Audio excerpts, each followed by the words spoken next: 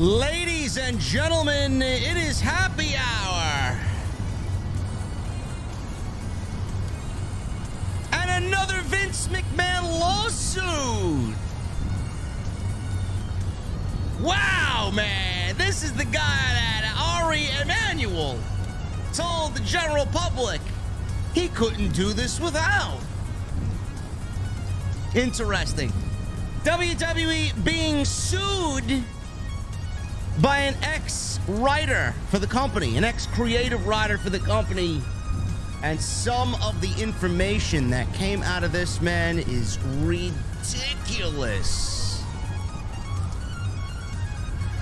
We're going to go over what exactly everything means and why this is pretty much a non-issue. It just makes for a cool headline. That's basically all it is.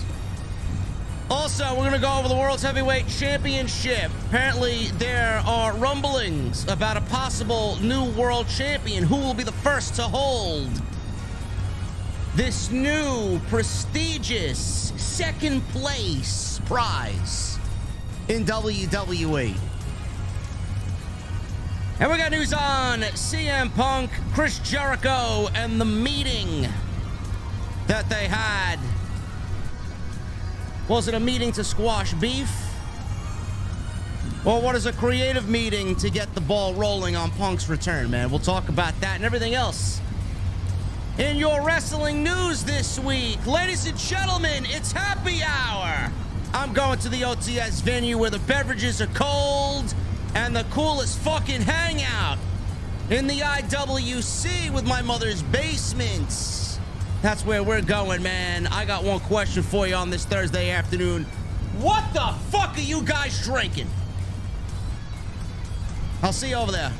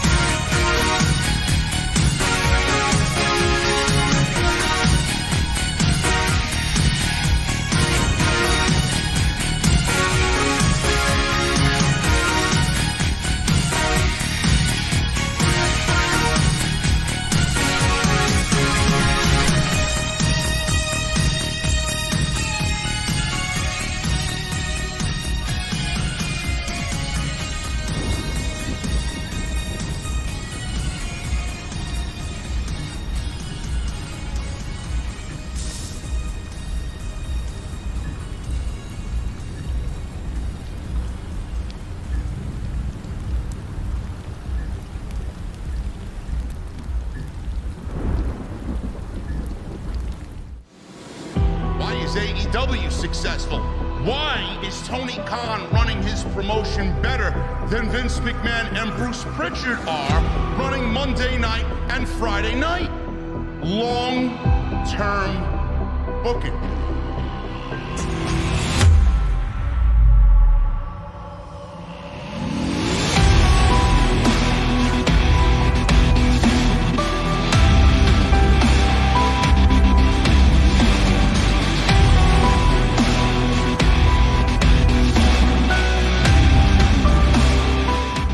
What is going on, guys? Thank you so very much for joining me right here on Off the Script. This is episode 475 for your Thursday, April 27, 2023. I am your host, JD from New York, as always, coming to you live from the OTS venue.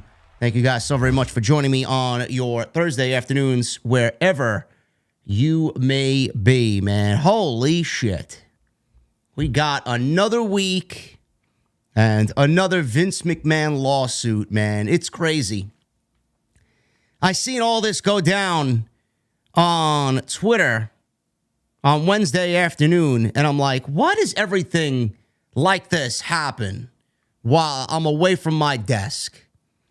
Now, we're going to go over the most important parts of what was released yesterday, but the parts that were most important are everything that was pitched creatively to certain members of the WWE roster, some of which you guys already know because you're following me on Twitter, and I tweeted about it yesterday. Some of this shit is absolutely fucking ridiculous. Ridiculous. And I want to preface everything that we're going to talk about here in regards to Vince McMahon. I want to let this be known right now. Nothing will happen to Vince McMahon. He will not be punished. This is absolutely a non-issue. This is going nowhere. And I'm sure Vince McMahon will throw money at whoever is suing him to buy this person off and then sweep this under the rug, and nothing will come of this ever. But the thing is, you hear Ari Emanuel on CNBC sitting right next to Vince McMahon, telling everybody, telling the world, basically, as they announced this merger between UFC and WWE. Ari Emanuel telling the world the Monday after WrestleMania that he could not do this without Vince McMahon. He would never allow Vince McMahon to walk away from this. This is just as much his as it is anybody else's. And then you hear stories like this.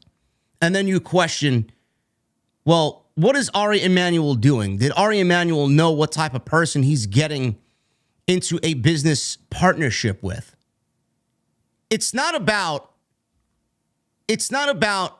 suing Vince McMahon and, bringing all this to light and bringing all the bad shit that Vince McMahon did to light.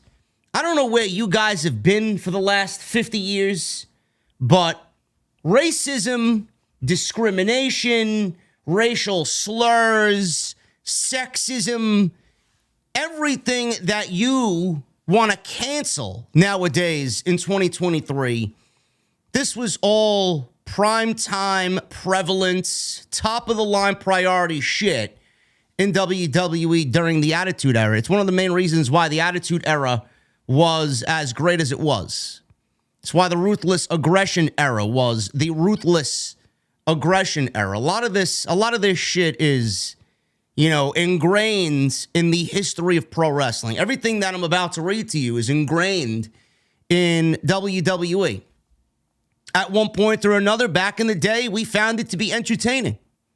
At one point or another back in the day, we found it to be humorous. We laughed and we cried and we enjoyed what they were giving us in relations to this type of stuff.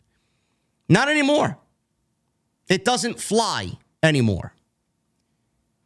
And honestly, the first thought that I had in my head when it came to Vince McMahon and this latest lawsuit, you hear names like Bianca Belair and Mansoor and Aaliyah and Slapnuts from Retribution, Shane Thorne, and Apollo Crews.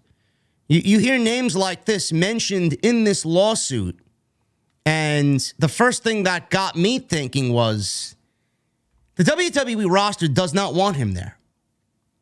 I guarantee you, everybody that I would ask, if I got everybody behind closed doors and asked them if they wanted Vince McMahon there, the answer majority would be no.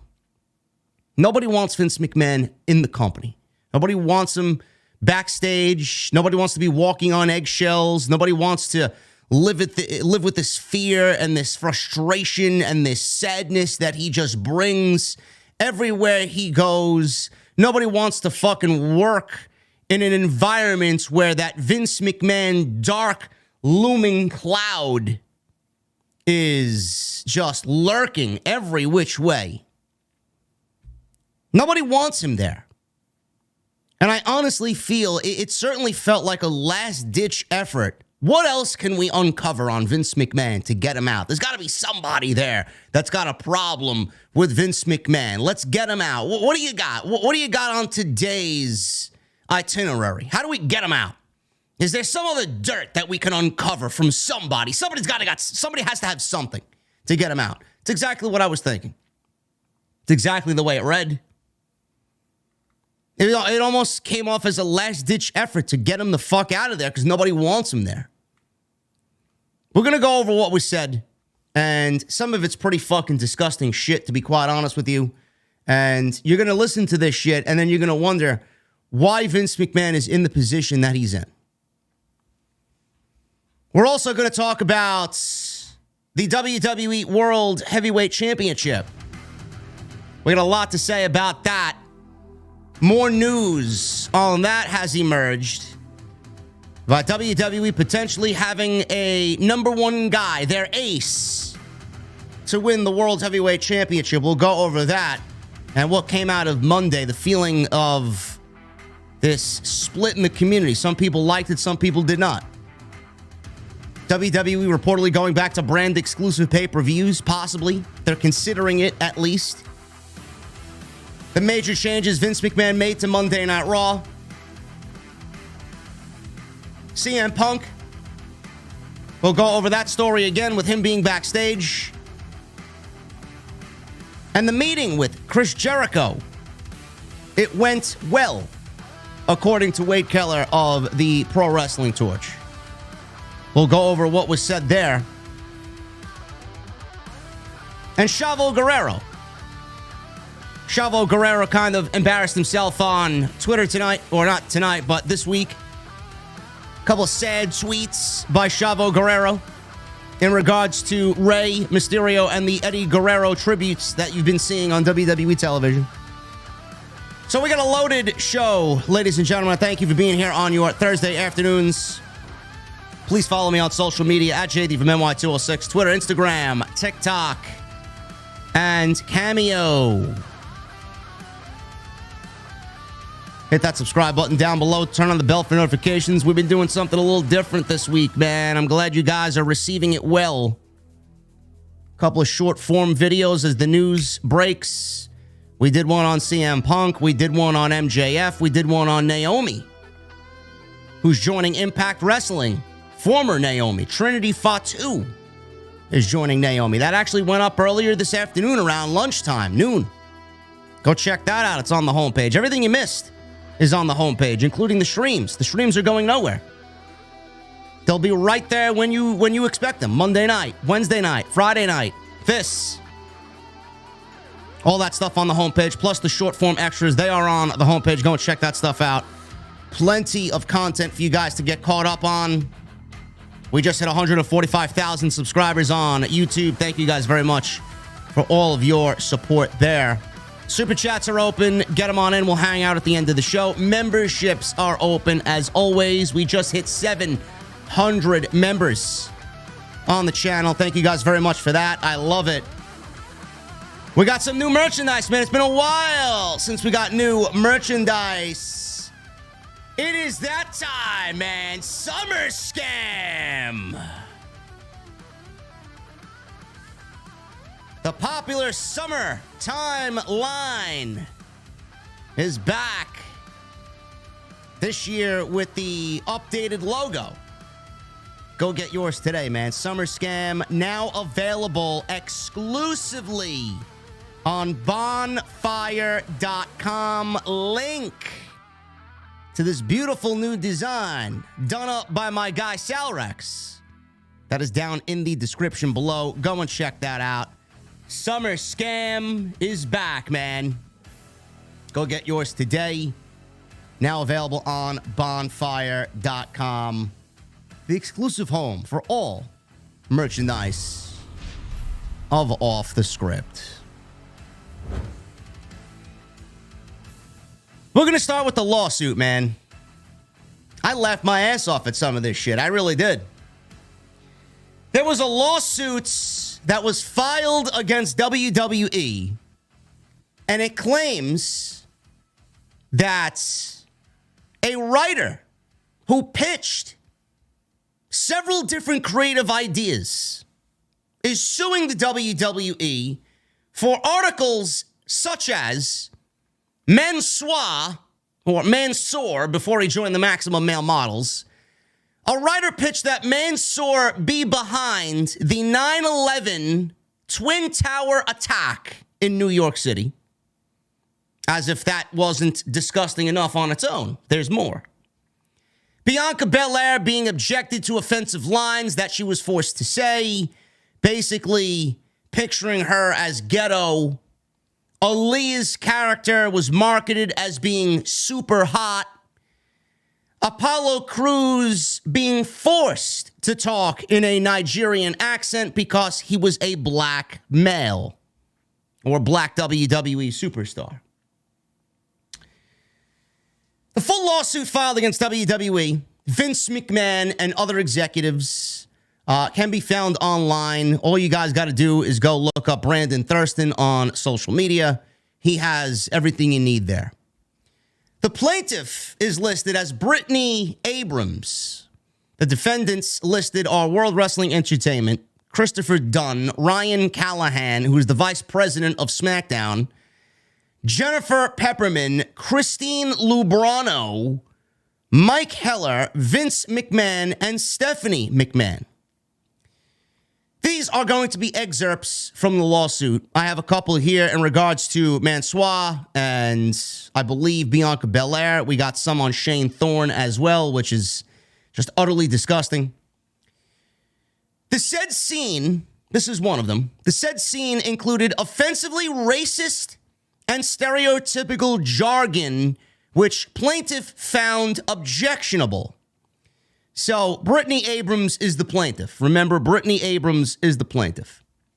By way of example, according to the script, Christopher Dunn intended Miss Bianca Belair, the said black female WWE wrestler, to say, don't make me take my earrings off and beat your ass, which are lines based upon cruel, ugly stereotypes of dark-skinned black women.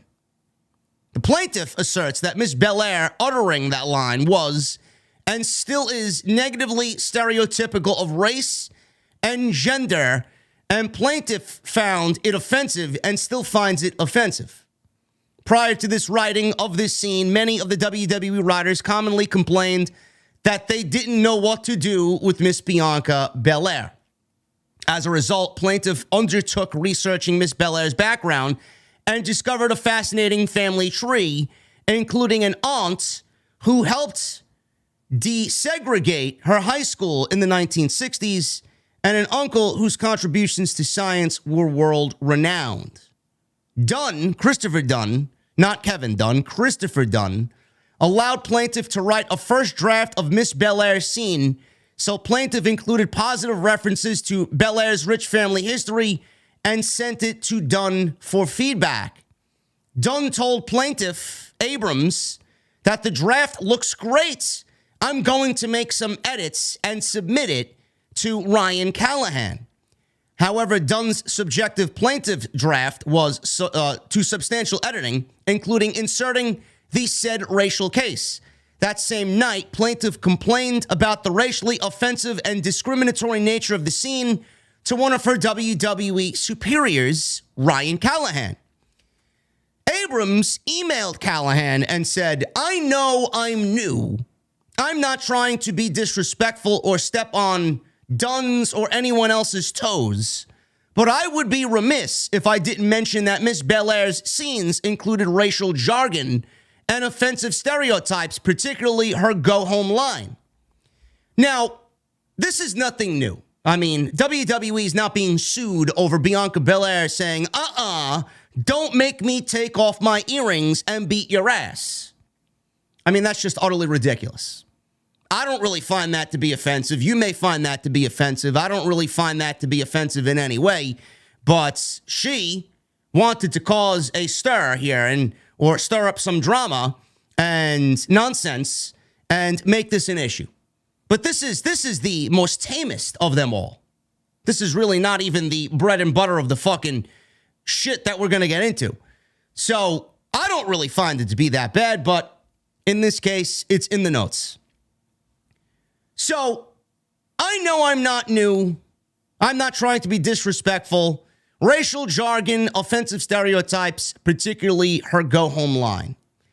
In the conversation with Miss Belair the following day, Miss Belair informed Abrams that she told Dunn 3 different times that I don't want to say that line, but he never listens to me. He puts that line in every single week. Then it's a problem. That's where it's a problem. I get Abrams didn't like the line. She's a creative writer, and she's new, so clearly they're going to treat her differently than everybody else, especially if she's a woman. But you got Bianca Belair saying 3 different times in this lawsuit that she didn't want to say whatever was written for her. At that point, if she has to ask 3 different fucking times and you're still pushing the issue, who's the problem now? It's Ryan Callahan who's the fucking problem, and Christopher Dunn who's the fucking problem. If she don't want to say it, then write something else. If she's not comfortable with saying it, then write something else. Miss Belair said the script's discriminatory lines made her look ghetto. If Bianca Belair feels that way, then take the fucking line out of the script and write something else. What the fuck are you being paid for? Plaintiff relayed this information to Dunn and politely offered to edit the lines. However, despite plaintiff's complaint, Abrams, defendants failed to or refused to take any immediate or appropriate corrective action in response. Plaintiff never received any form of response from Callahan, verbally nor via email, and Callahan never spoke to plaintiff about her email or the lines or the scene. So basically, he ignored her. He went about doing what he felt Vince wanted, and that's all that mattered. Additionally, WWE's failure and or refusal to address plaintiff's complaint emboldened WWE employees, including Dunn and Callahan, to further discriminate against and to retaliate against plaintiff in response to her protected conduct. By way of example, WWE kept the discriminatory line in the script. Plaintiff was scheduled to shadow Dunn on 2 scenes that day, one of which was the scene with Bianca Belair. However, around halfway through the day, Dunn informed Abrams that she would now shadow Callahan. When Abrams requested Dunn's assistance, he told plaintiff, Abrams, "You can handle it. It's your scene now." This is where things really gets fucked up. When reading that, you might not think much of it. Don't let me take my earrings off and beat your ass. You have somebody that you hired for her creative writing, and you're asking her to write for Bianca Belair, a woman in a man's game, a woman in a mostly dominated male department, and she does not like what she needs to tell Bianca Belair. She does not like what is written here. She finds it to be a problem. Bianca Belair finds it to be a problem. So much so that 3 times she said, "I don't want to say this line. It makes me feel ghetto." Yet then you got Christopher Dunn and Ryan Callahan, who's the vice president of SmackDown, basically now throwing it in her face because she doesn't like it. Now they're forcing her for this line to be said and get it over to Bianca Belair. They want the line in there. She didn't want it in there, and they're basically forcing it upon her to get it to Bianca Belair so that it makes television. That's the problem. One party didn't like it. The other 2 didn't really give a shit. Then they really played games with her in the end and tried to make her life a living hell. You can handle it. It's your scene now. Callahan showed up for the taping of Abrams' scenes about 90 seconds before they went live, and he never once mentioned Abrams' email. Defendants switched plaintiff's assignment and made her shadow WWE's lead writer, who was not present until the show filmed live. The switch in assignment was due to plaintiff's race and gender and had the purpose and effect of sabotaging plaintiff's career within the WWE and to serve as a pretext for retaliatory adverse actions. Defendant did not provide plaintiff with any training on what needed to be done during the live broadcast. They threw her in open water with no way to fucking swim to safety. She just told everybody that she was new. I may be new around here. I don't like this. And they took advantage of that. Yeah, you're new around here, so you can't order us around and tell us what to do. We are going to tell you what to do, and if you don't fucking like it, then there's the fucking door. So they forced her to do all of this when she did not agree with anything that was being said here. Defendant's actions were clearly discriminatory, as similarly situated white male WWE employees are not treated in this manner. Defendant's actions in this regard were clearly retaliatory, given the temporal proximity between plaintiff's protected conduct and WWE's adverse employment actions. Defendant's actions in this regard were done to humiliate, intimidate, and undermine Abrams' performance, as she had never been tasked with this responsibility and had no idea of the new role's requirements. Unbelievable. That's what they go and do. That's the type of work environment that Vince McMahon wanted in WWE under his watch. That's the type of work environment that Vince McMahon allowed backstage. Just going to keep that in mind. I want you guys to keep that in the back of your fucking mind, okay? Here's another excerpt. In or around November 2021, a WWE writer by the name of Zach Hyatt admitted to Abrams and another black female WWE writer, Miss Silvers, that he was afraid to critique his group of black wrestlers. Abrams and Miss Silvers spoke to the black performers directly, who expressed feeling unheard and misunderstood culturally, and who thanked plaintiff and Miss Silvers for their compassionate approach to writing for black and other minority characters. Shortly thereafter, Abrams and Silvers proceeded to share this information with their WWE lead writers. The roster is complaining to the writers, and then now they have to be tasked with taking it back to the white men, Callahan and Dunn, who basically didn't give a shit about what Abrams wanted or felt. Plaintiff Abrams asserts the defendants engaged and continued to engage in a pattern and practice of discrimination against black female employees, African American female employees, and other minority employees.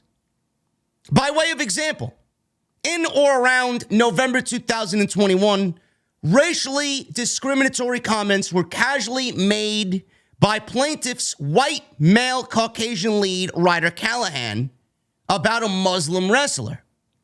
Miss Silvers and plaintiff, the only black writers on the team at the time, were tasked to pitch a love story between wrestlers Aaliyah, Mansoor, and Angel Garza, who are both Muslim. Miss Silvers and plaintiff pitched that Mansoor has a secret that he's keeping from Aaliyah. Callahan disagreed with the secret Miss Silvers and plaintiff wanted for the character. So Callahan also, in this case, in this excerpt, disagreed with Silvers and disagreed with Abrams. What was the secret? Instead, Callahan suggested, and I quote, "How about his secret is that he's behind the 9/11 attacks?"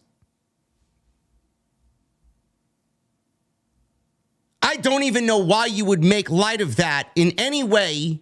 If it was a joke, why you would make such a joke in regards to that. I really don't get it. The biggest single greatest American tragedy in the history of this country, where you actually have an employee, Zelina Vega. Didn't her father pass away in the 9/11 attacks? She's made a big deal about that. Every time that fucking anniversary comes around, she did something in honor of her father on television. And that's what you want to go. You want to blatantly go and throw that out there on WWE television. This is the culture that Vince McMahon has invited to WWE television. Because Vince McMahon is okay with it. Ryan Callahan thinks, I'm a vice president here. I can do what I want because my boss thinks the same way. That's the fucking problem. That's the problem. How about his secret is that he's behind the 9/11 attacks? Miss Silvers nervously laughed and said, let's not do that. Let's talk about the other part of the pitch. Callahan then said, oh, I guess you're the lead writer now. Miss Silvers again laughed nervously and said, for just this moment, so we can talk about something else. Following this, whenever a writer asked Callahan a question, he would reply, well, ask Miss Silvers. She's the lead writer now. Callahan's comments and conduct in this regard were clearly discriminatory, given plaintiffs' similarly situated white Caucasian counterparts were not treated in this manner. He treated everybody else different. These two, he treated like shit. Miss Silvers and Miss Abrams, the only two black female writers on the team. Additionally, Heller shared a sexist pitch for a Muslim female wrestler wherein the said female wrestler lacked authority over her own mind and body. Again, Miss Silvers and plaintiff Abrams created a love story between wrestlers Aaliyah Mansour and Angel Garza. In this pitch, we're meant to fall in love while a jealous Angel tries to break them up. The pitch was made where Aaliyah appears intelligent and confident in herself and desires, containing Aaliyah speaking up for herself against both Angel and Mansour and having her love and affection earned. Miss Silvers and plaintiff pitched this storyline to Heller, who expressed confusion about Aaliyah and her choices, particularly her never wanting to be with Angel, who was the obvious villain in the story. Heller was confused that Aaliyah wasn't crying on the stairs after her breakup with Mansour. Heller then pitched that plaintiff Abrams make the storyline a love triangle, objectifying and bimbofying Aaliyah. Heller's sexist counterpitch included Angel being forward and aggressive in his efforts to date Aaliyah. Aaliyah being easily swayed by Angel's evil tactics, and Aaliyah being confused about which guy she should date, oscillating between the two men until the end of the storyline. Heller and Callahan made these discriminatory comments while plaintiff and other black female African-American employees were in his presence in the writing room. Heller and Callahan's comments and conduct were clearly discriminatory. Plaintiff immediately complained about these racially discriminatory comments. Plaintiff spoke up and asked, doesn't that take away Aaliyah's agency? Plaintiff told Heller that she wanted to make a pitch that was more feminist, especially because Aaliyah's character is already marketed as being super hot. Plaintiff, along with a number of her co-workers, including Miss Silvers and Mr. Barbash, also complained about the discriminatory nature of their lead writer's comments. Rather, in response to plaintiff's protected conduct, defendants intensified their campaign of retaliatory adverse employment actions. By way of example, Christine Lubrano, met with plaintiff Abrams and Miss Silvers and deliberately downplayed Heller and Callahan's discriminatory remarks by claiming that she heard it was nothing more than a joke and wacky things are said in the writer's room all the time. Yes, that may be the case, but this is the environment that Vince McMahon has welcomed to WWE. Now, when plaintiff Abrams indicated that it doesn't make it okay, Lubrano responded, I know, but look at the waves we're making in the company. 4 years ago, no woman worked on the writers' team. I could see why, being that they're being racially discriminated against and pushed out, and their ideas not being listened to. No wonder there's not a fucking woman on the writing team. Why would there be? If you're a woman, why would you want to work amongst this filth in WWE? Lubrano followed up and told plaintiff that she was doing a great job and that Bruce Pritchard, Mr. McMahon, and Miss Stephanie McMahon love Abrams' writing, but plaintiff should be careful to pick and choose plaintiff's battles. However, despite Abrams' complaints, defendants refused to take any immediate or appropriate corrective action in response. There's more. There is absolutely more. Get a load of this. Following plaintiff's complaint, defendants increased the intensity of their discriminatory misconduct, including deliberately subjecting Abrams to a number of racist pitches. By the way of example, it was discussed in the WWE Writers Slack channel, which is like a group chat for all the WWE writing team.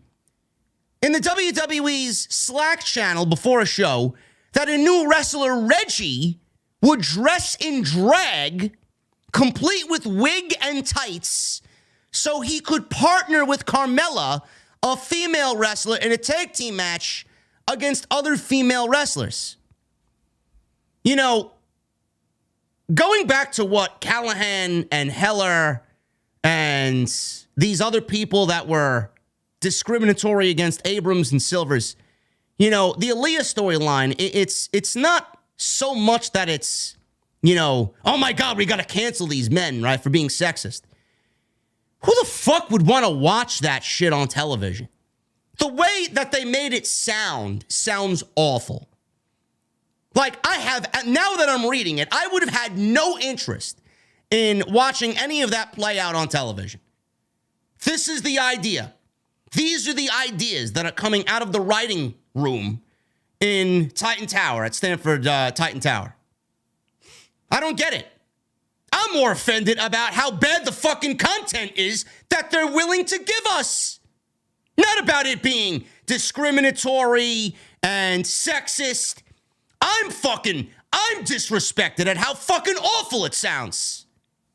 That this is the level. These guys are being paid six figures to write television, and that's the best that they come up with. So Reggie would need to dress in drag, complete with wig and tights, so we could partner with Carmella, female wrestler, in a tag team match against other female wrestlers. Yeah, that's exactly what we need. Somebody dressing in drag, a man dressing as a woman, wrestling other women on television. I don't know who wants to see that. I know I don't. That's fucking disgusting. Give me a break with this shit. You want to preach equality. You want to preach equality in the women's division. The women need equal. They need to be equal to the men. Meanwhile, you got a man dressing as a woman competing in the women's division. Why? Doesn't that go against everything that you set forth with the women's revolution? Reggie's not a woman. He's a fucking dude. No, but they get off on this type of humor. Reggie is a dark-skinned African-American black straight male wrestler, says the lawsuit. Given this pitch was shared via the Slack app, defendants Mr. McMahon and Stephanie McMahon, as well as other WWE higher-ups, including Bruce Pritchard and Ed Koskey, were included in the thread. Plaintiff's co-worker, Miss Listenberger. Now, Listenberger was actually responsible for the Otis, Mandy Rose, and Sonya Deville storyline during the pandemic era, when Otis was chasing Mandy Rose and their love was supposed to play out on television. That was her. That was an endearing storyline. You know, Otis going after somebody like Mandy, and he loves Mandy, and Mandy is this beautiful, buxom blonde who would probably never give Otis a fucking shot in the dark. And Otis ended up getting the girl at the end of it all. That was a heartwarming storyline. I think a lot of people fell in love with Otis at that point. That was good. That's who Listenberger is. She was a part and spearheaded that storyline. She responded to the thread, observing that putting a straight black man in drag might perpetuate harmful stereotypes that would offend viewers. I don't see where she's wrong. I know I don't want to see a guy dressed in women's clothing wrestling on television. Who the fuck wants to watch that? WWE eventually scrapped the discriminatory pitch, but only in response to a white Caucasian individual's protected conduct in the form of Miss Listenberger's complaint. So because it was a white female who complained about it, they canned the entire act. They canned the storyline and the pitch. By way of another example, WWE forced wrestler Apollo Crews to speak with a Nigerian accent just because of his Nigerian lineage. Apollo Crews is a black Nigerian-born male. Plaintiff Abrams emailed Callahan and complained about the offensive nature of the requirement for Apollo Crews to speak with a stereotypical and exaggerated Nigerian accent. Now, we didn't know, clearly we're fans, we're not supposed to know. We didn't know what was going on behind the scenes. We looked at Apollo Crews and we were like, all right, Apollo Crews is making strides to change up what was an overly dull, boring, uncharismatic act. He did the whole Nigerian thing, and he had Babatunde with him as his enforcer, and it was decent. It was decent. It was the best Apollo Crews looked in his entire WWE run, to be quite honest with you. I knew it wasn't going to last because WWE doesn't push guys like Apollo Crews for blatant reasons. Now you see why. But now we're coming to find out that Apollo Crews was forced to speak in a Nigerian accent via Callahan and the rest of the writing team because he's of Nigerian lineage and because Apollo Crews is a black Nigerian-born male. So they wanted the stereotype out there, and they wanted him to go all the way with it, with the accent. Now, I guarantee a lot of you guys are looking back at that, and you fucking hate it, even more so if you already hated it coming out of it. Now it makes a lot more sense. However, despite plaintiff's complaint, Callahan failed and or refused to take corrective action. As a result, Callahan and WWE forced plaintiff to require Apollo Crews to speak with a racially artificial Nigerian accent. By way of another example, in or around the spring of 2021, Callahan pitched that a white Caucasian male wrestler with a hunting gimmick would hunt black male wrestlers for fun. Now, this was around the time that Shane Thorne was on his own.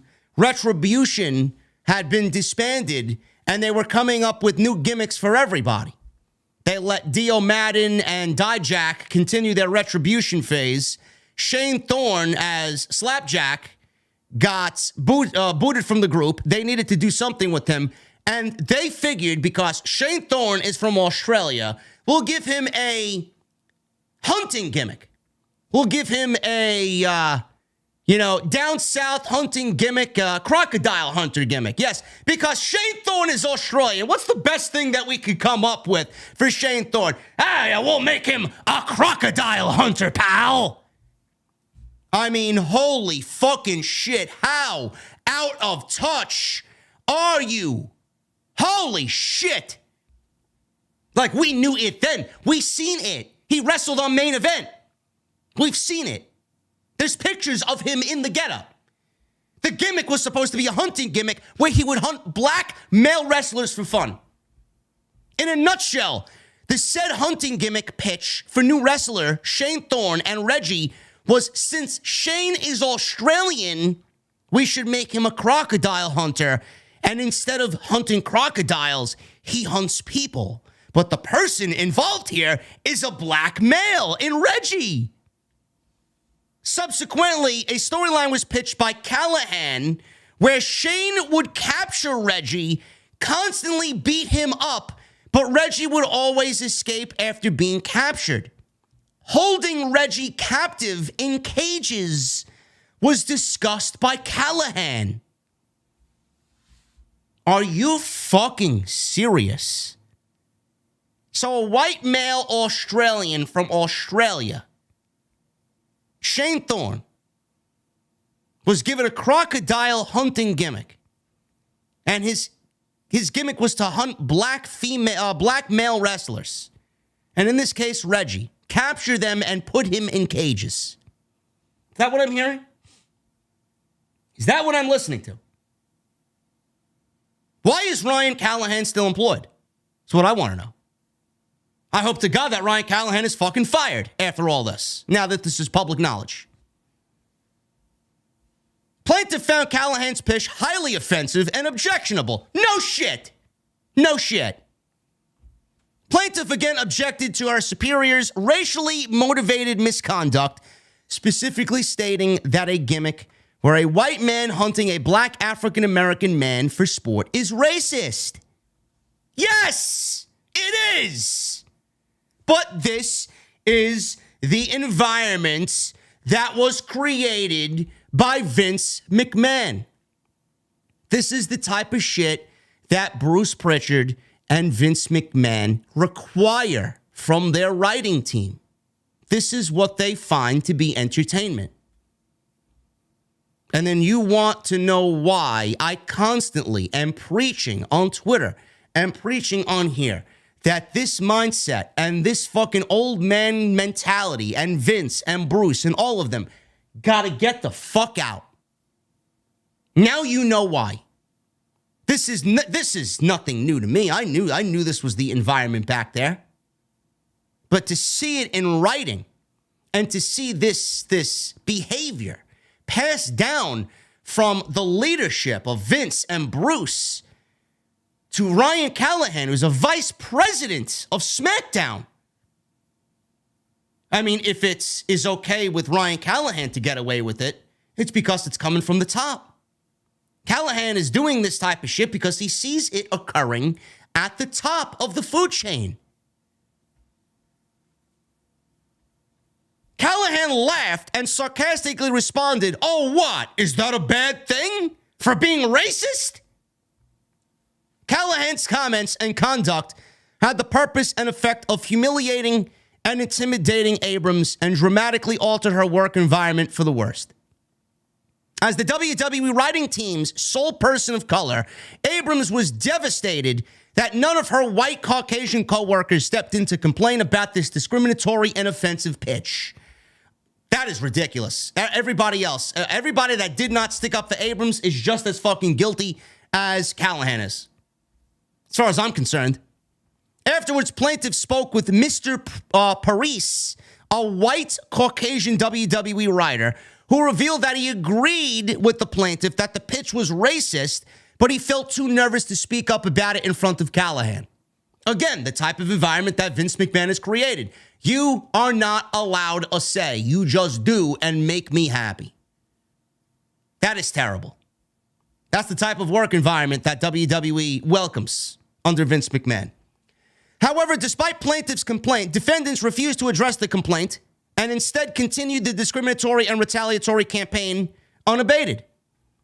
By way of example, on or about April 10th and 11th, 2021, WWE held WrestleMania 37. WrestleMania is the largest professional wrestling event in the world.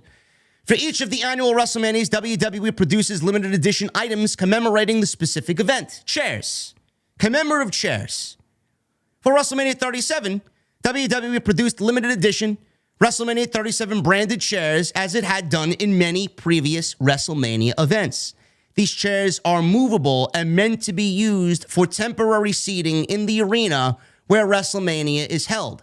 WWE employees who were not African American and who had not engaged in protected activity were permitted to take these limited edition event branded chairs for their own private use following the WrestleMania event. WWE employees who were not African American.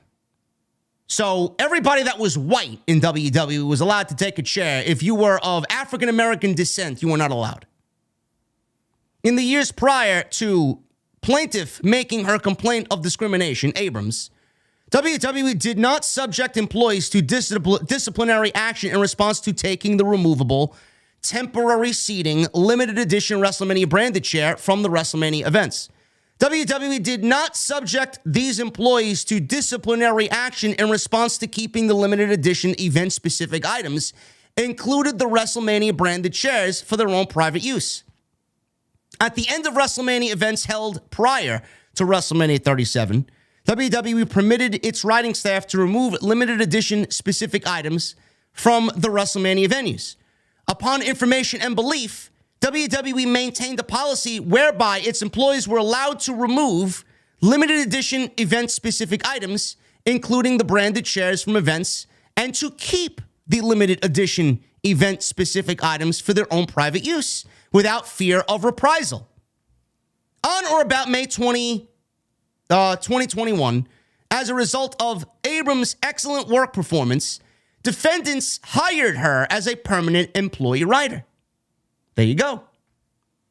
At all times herein, plaintiff was exemplary employee who did not disobey orders or directives from her superiors. Plaintiff performed all duties assigned in a diligent and thorough manner. However, plaintiff asserts that defendants engaged and continue to engage in a pattern and practice of discrimination against black female employees, African American female employees, and other minority employees. In winter 2021, Abrams complained to WWE's Human Resources and representatives about being racially discriminated against by white Caucasian senior writer and defendant Pepperman during the first few months of her employment. Pepperman's discriminatory actions and the way he treated Abrams and other black African-American WWE employees poorly compared to their similarly situated white and Caucasian counterparts. So she goes on to blast Callahan, and now Pepperman is involved in this. Pepperman's comments and conduct were discriminatory given she did not treat white and Caucasian WWE employees in this manner. Pepperman's comments and conduct had the purpose and effect of humiliating and intimidating plaintiff, and their severity and persuasiveness dramatically altered plaintiff's work environment for the worse. At the end of all this, I'm not going to read the rest of this. She was ultimately fired. She was ultimately fired from WWE. I don't know where it says this in the reports, but it just goes on to repeat it over and over and over again. She was ultimately fired from WWE. And this is where all of this complaint is coming from, and this is where this lawsuit is coming from. But you get the gist of the Mansoor. The reason I mention Ali, I want to throw this out there as well, because I'm not sure if you guys realize this. There was a report that Ali was upset with creative back in 2021. Ali's last match in 2021 was on October 29th, days after blowing off the Mansoor feud. Because if you guys remember, they were feuding. Mansoor and the 9/11 pitch was in November of 2021. There was a report thereafter that Ali took issue with creative pitches around that time. Ali publicly asked for his release on January 16th, 2022. Did we just uncover the reason why Mustafa Ali asked for his release from WWE based on creative? Was that the reason? Certainly sounds like it to me. Listen, I want you guys to understand something. And I wanted to make sure I got all of this in the show today. Apollo Crews, Mansoor, the Bianca Belair shit, the Shane Thorne creative pitch. Nothing is going to happen to Vince McMahon. Nothing. This will be something that he pays this woman off, he'll throw money at it, and everything else is going to be fine. This is what he does. To fix a problem, he throws money at it, and then he moves on to the next fucking problem or the next thing that he's going to cause a problem for. Ari Emanuel is now the boss. He is the head of Endeavor, who owns 51% of the company. It's not official yet. It's not closed yet, but that's where it's going. They're under investigation for that. It's not out of the realm of, oh my God, what's going on? Is the WWE not going to be sold to Endeavor? Normally, when you merge two companies into a huge one-branded superpower, yes, there's going to be an investigation to make sure everything is where it needs to be. So that's not really a rarity.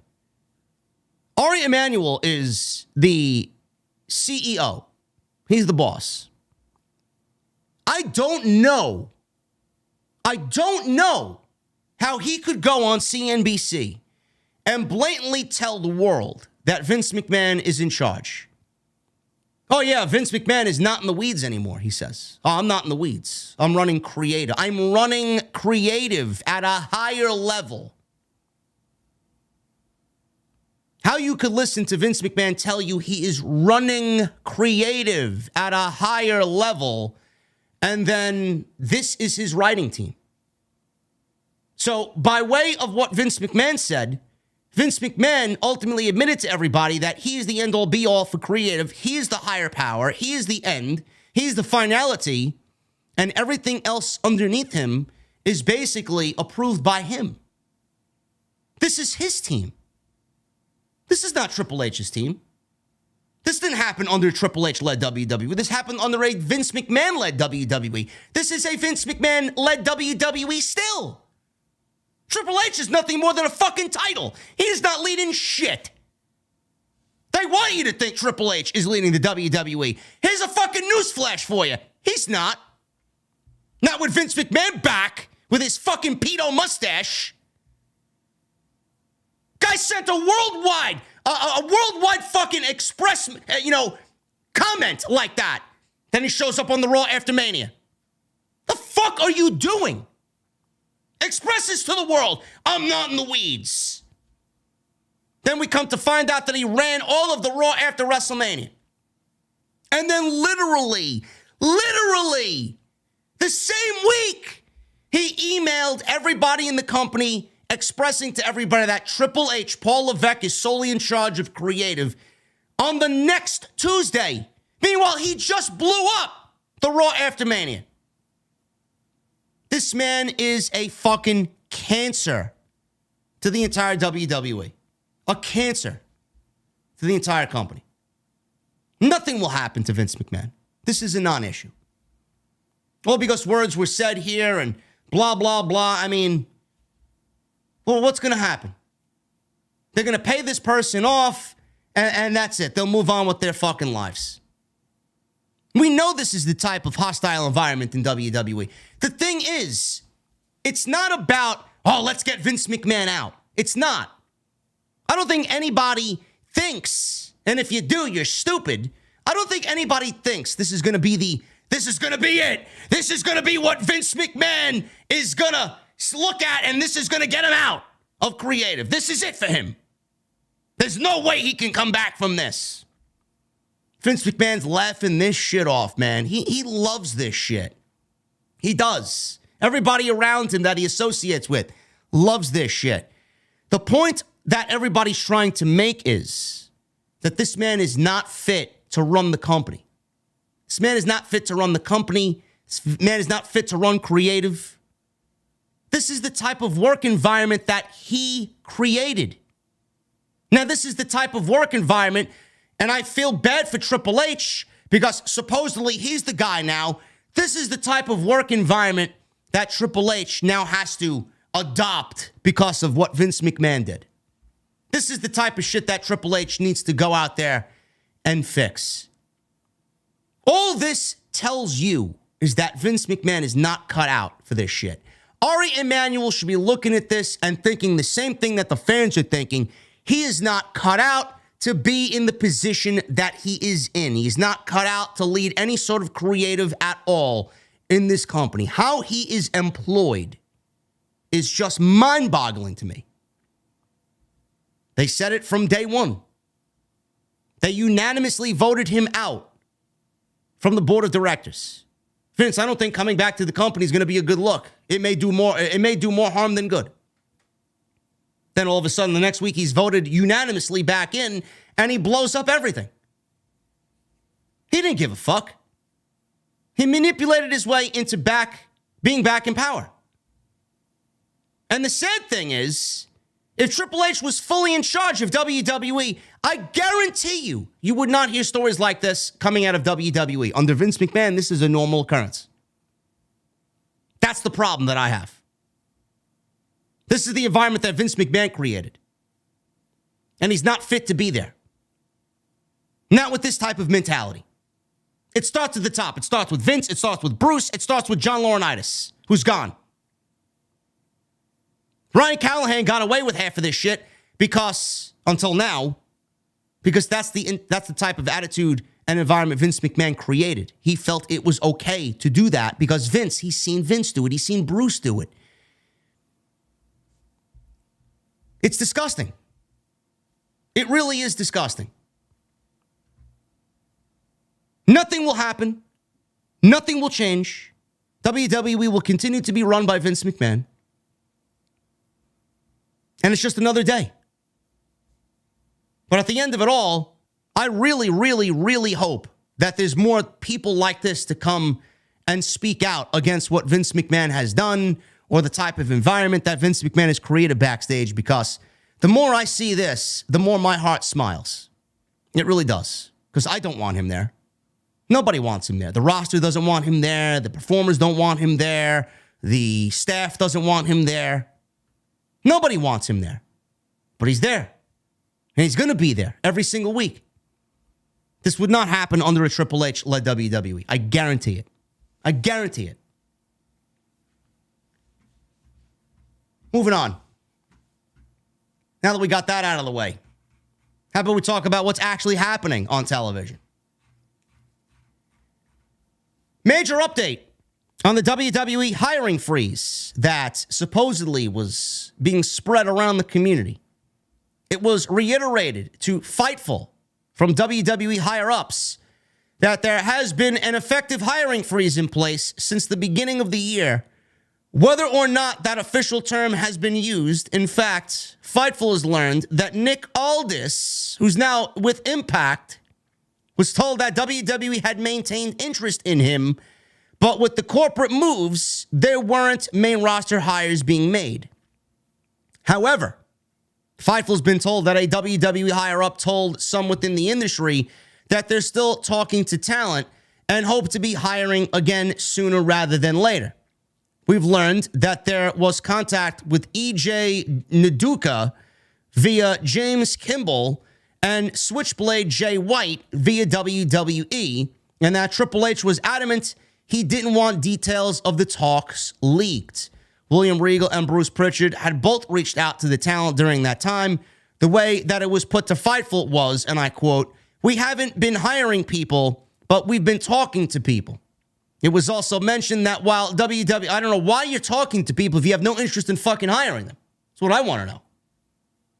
If you're going to talk to somebody, why don't you bring them in? The entire reason you're going to talk to somebody is because you're interested in bringing them in. It's like they wasted these people's times. It was also mentioned that while WWE had heavy interest in Jay White and would have loved to have him, there wasn't a lot of communication in the latter weeks before he got signed by AEW. Yes, because Vince McMahon vetoed that move. Vince McMahon said, "Who the fuck is Jay White? And what's a Switchblade? We don't want this guy here. I'm not going to push him on television. That's up your alley, but ha ha ha, you're not running creative, pal. I am." WWE also had interest in Hikuleo, Tama Tonga, and bringing back Naomi was a priority, and none of them were brought back to the company. Or none of them were brought in, and Naomi was not brought back to the company. Fightful also spoke to multiple free agents who said WWE outright stopped responding to them along the way.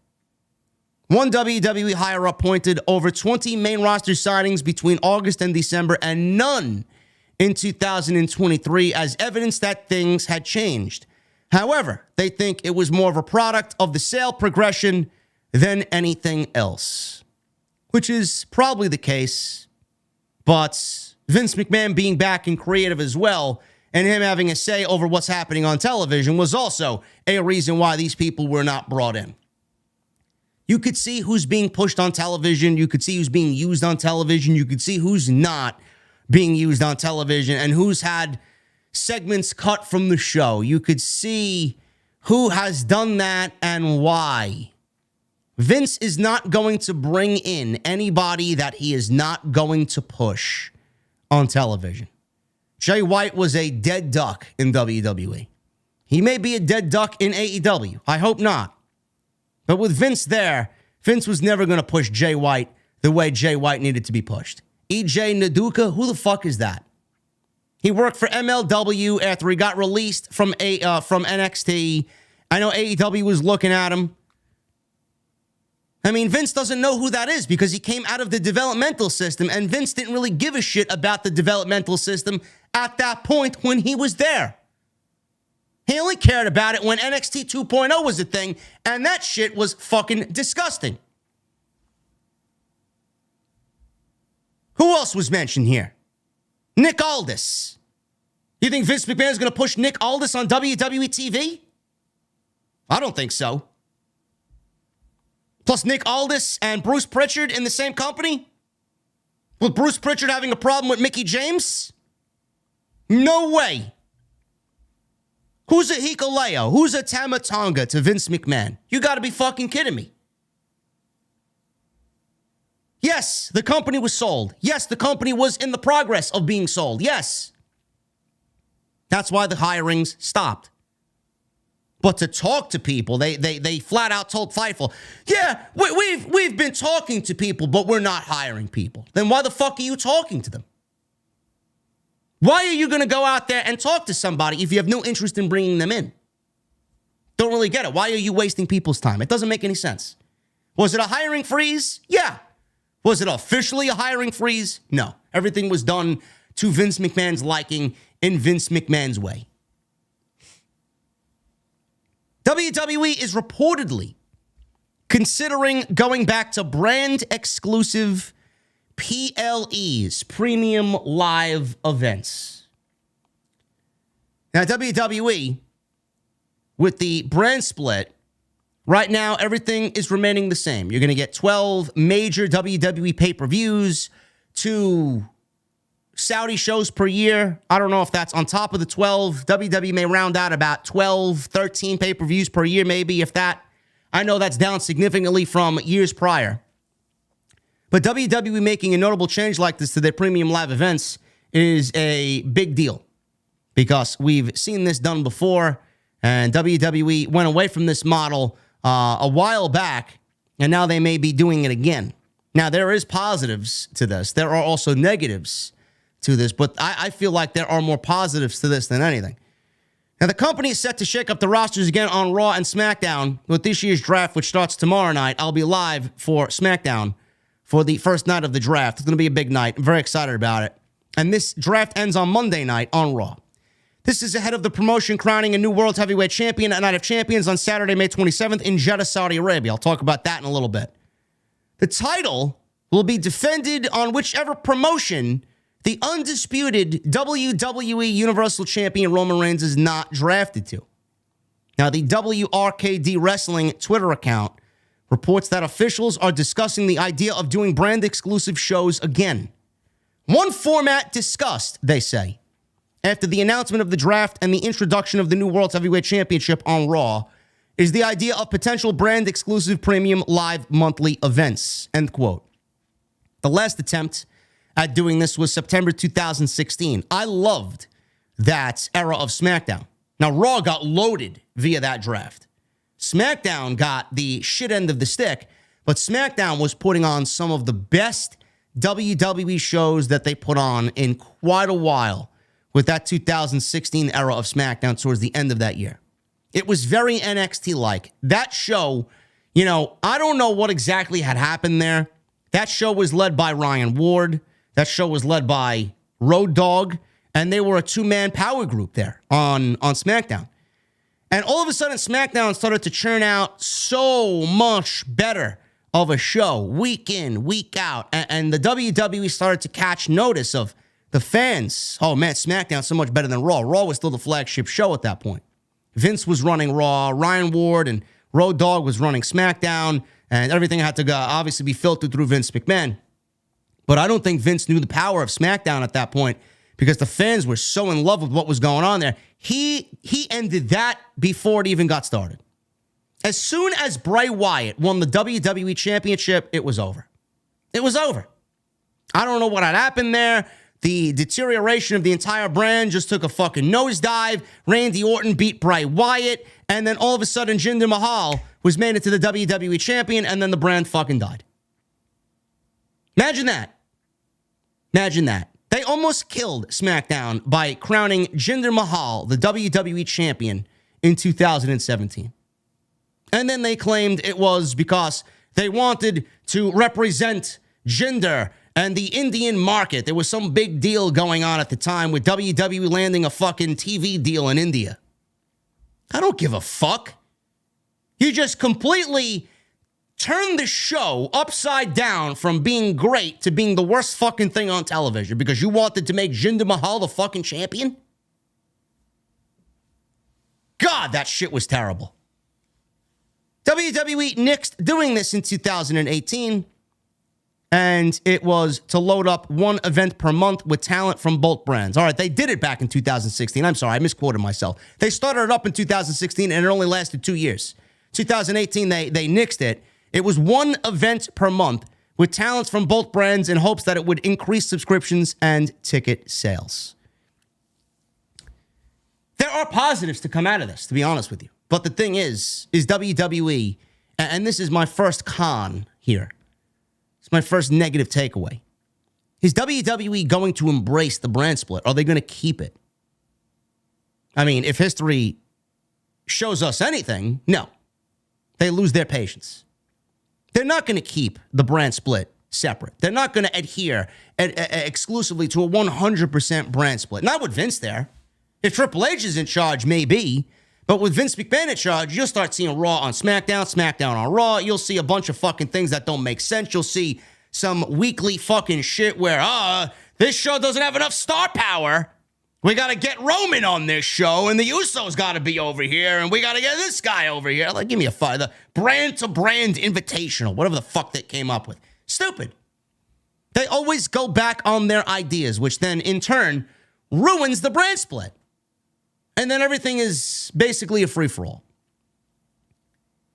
They're not going to keep to this. So I don't know why they end up doing it. Now, yes, it's in discussion. It's not really confirmed yet. They are considering it. But if they are considering it, at least consider sticking with the fucking plan. If you are considering it, then you go all the way with it. If you're going to fucking bail in 2 years or less than that, then maybe we shouldn't really explore doing brand exclusive premium live events.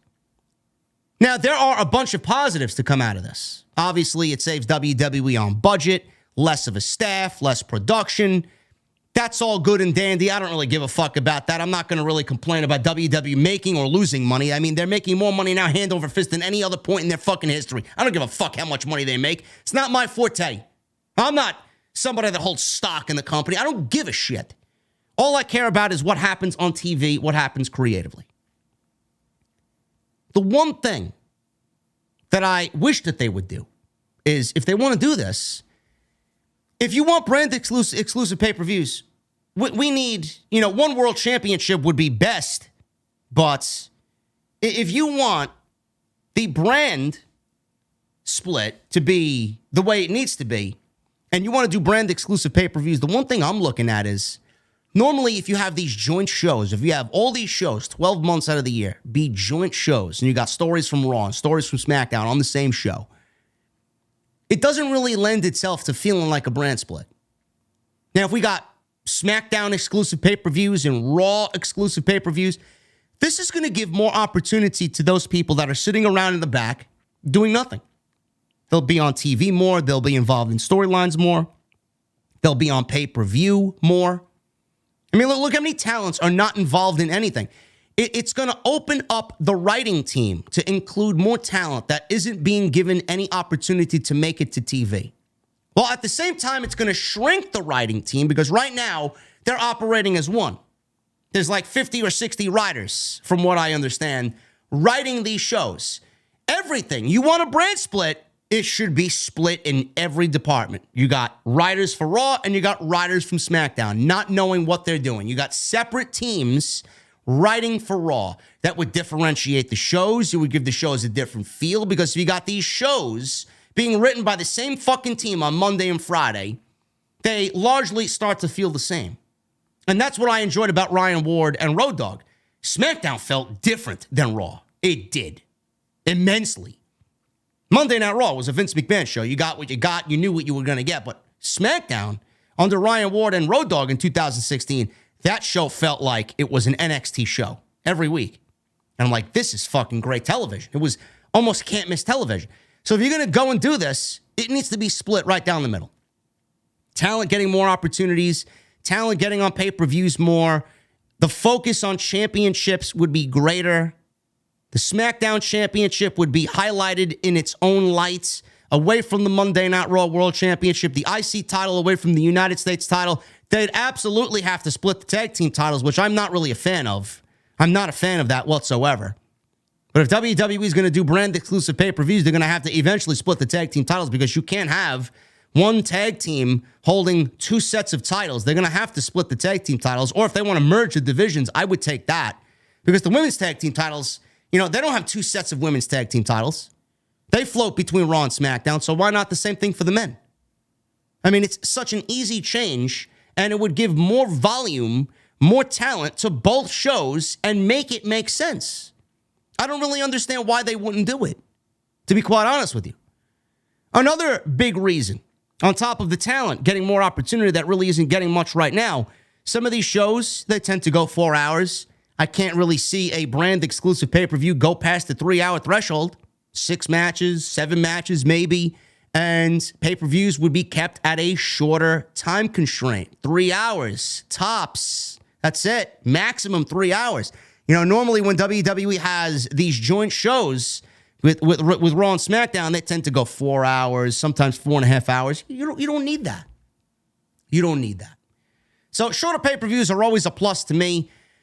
Having brand exclusive pay-per-views in between all the major shows, it's actually going to enhance the importance of the Royal Rumble, the WrestleMania shows, SummerSlam, Survivor Series, Money in the Bank.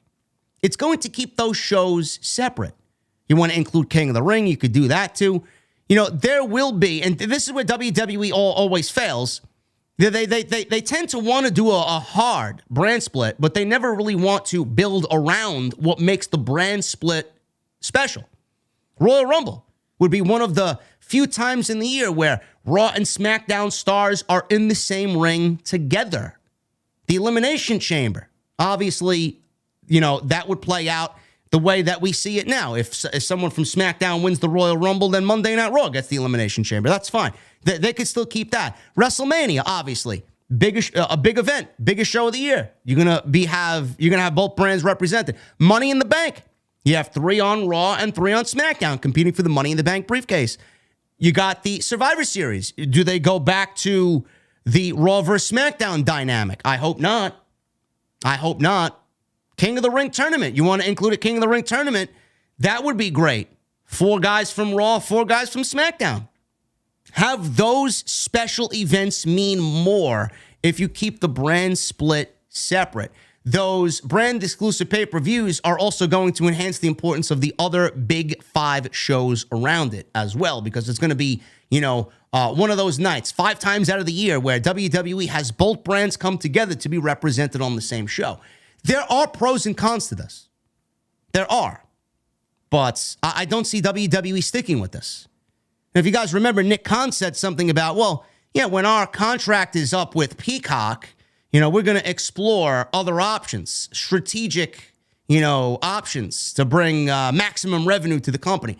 What that means, and Endeavor's already said, and management from Endeavor's already said that when the sale finally goes through and WWE is free from all of their contracts with Peacock and NBCU, they're going to probably go and do the same model that they have for the UFC with the WWE, meaning that if WWE is under the same umbrella as UFC and they're on an ESPN Plus, you're probably going to end up paying for all of these major shows. I mean, I hope to God that's not the case for these brand exclusive pay-per-views, which is why I'm even questioning this happening.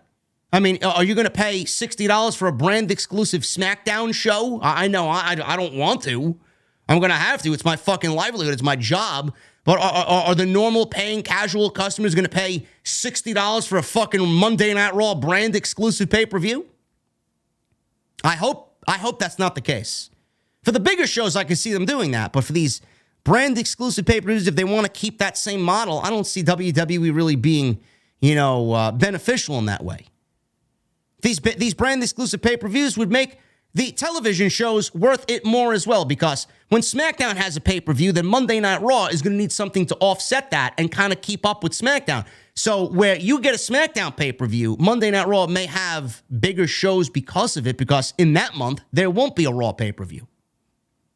They could get those pay-per-view matches that you would normally do on pay-per-view on Monday Night Raw and make Monday Night Raw a bigger show because of it and make it a must-see show because of it. There are a lot of pros to this. I just don't know if WWE is going to be honest and true to keeping up with the brand split, because in years prior, they have tried it and then kind of backed away from it, and then things just fall apart. So I don't really have any faith in WWE keeping to their brand exclusivity for major shows for premium live events. Vince McMahon, he made major changes to Monday Night Raw on Monday. It wasn't as egregious and offensive as it normally is. He did make some changes, and some of the things that you see on Monday Night Raw were definitely a Vince McMahon made change, like Cedric Alexander and Shelton Benjamin against the Street Profits. That was definitely a Vince McMahon change. I don't know why they're on television. I mean, they were on television and then they're off. They're on television and then they're off. The Hurt Business is getting back together, and Vince McMahon cancels the Hurt Business again. So Street Profits versus Cedric Alexander and Shelton Benjamin was definitely a Vince McMahon change. There was reportedly another segment with Piper Niven and Candice LeRae that was axed. This is the second week in a row that those ladies got axed from the show.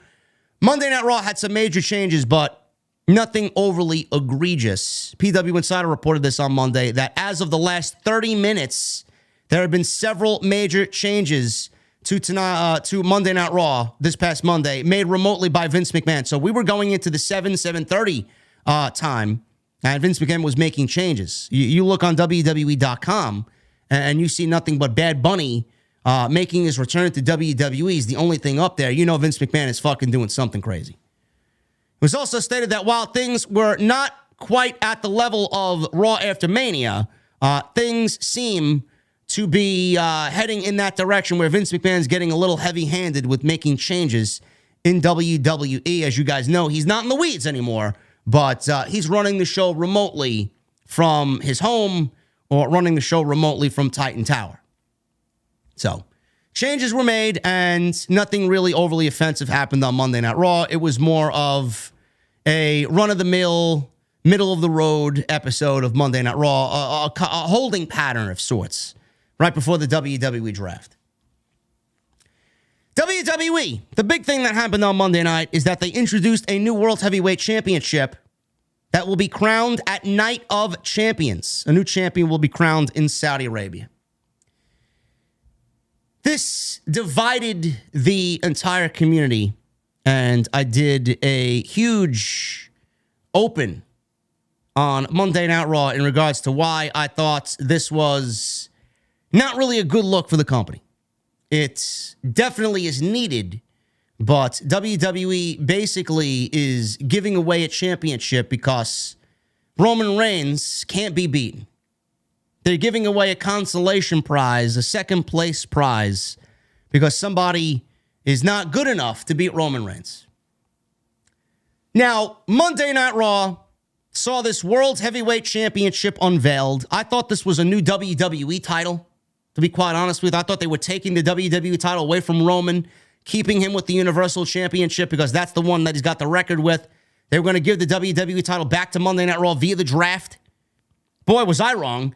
Roman Reigns has the WWE title, the Universal title. They're still calling it the undisputed WWE Heavyweight Championship. And this is the new Big Gold for 2023. This is WWE's version of Big Gold in 2023. The World Heavyweight Championship. Triple H unveiled WWE's newest title for Monday Night Raw, the World Heavyweight title, during Monday Night Raw. A new champion will be crowned at Night of Champions in May, which is no accident. They changed the name of King of the Ring to Night of Champions to appease Roman Reigns and his 1,000-day reign as champion. And they also did it because they want to add intrigue and make these shows in Saudi Arabia bigger than they really should be. Originally, the card was intended to be the King of the Ring and Queen of the Ring, but was changed to Night of Champions for specific reasons, like making the show bigger for Saudi Arabia and making it revolve around Roman Reigns' 1,000 days. The decision to add a new world championship has its pros and cons, but it's undoubtedly, something that needed to be done, and it adds a convoluted element to the entire main event scene. Because right now, there is zero question that Roman Reigns is the top dog, the top champion in WWE. He is the guy. He's holding the Universal title and the WWE title. He's the biggest star in the company. He's got the longest reign for anybody of the modern era, nearing 1,000 days. He's got Paul Heyman. He's got the Usos. He's got Solo Sikoa next to him. And his presence is even more magnified by everything that's going on around him on top of the World Championship. So we got the World Championship unveiled on Monday night. I said this on Monday, and I feel that with the unveiling of this championship, Roman Reigns is the top guy in the company. You can't create a new championship because you don't want to beat Roman Reigns and, you don't want anybody to take that away from him. They may want it to continue.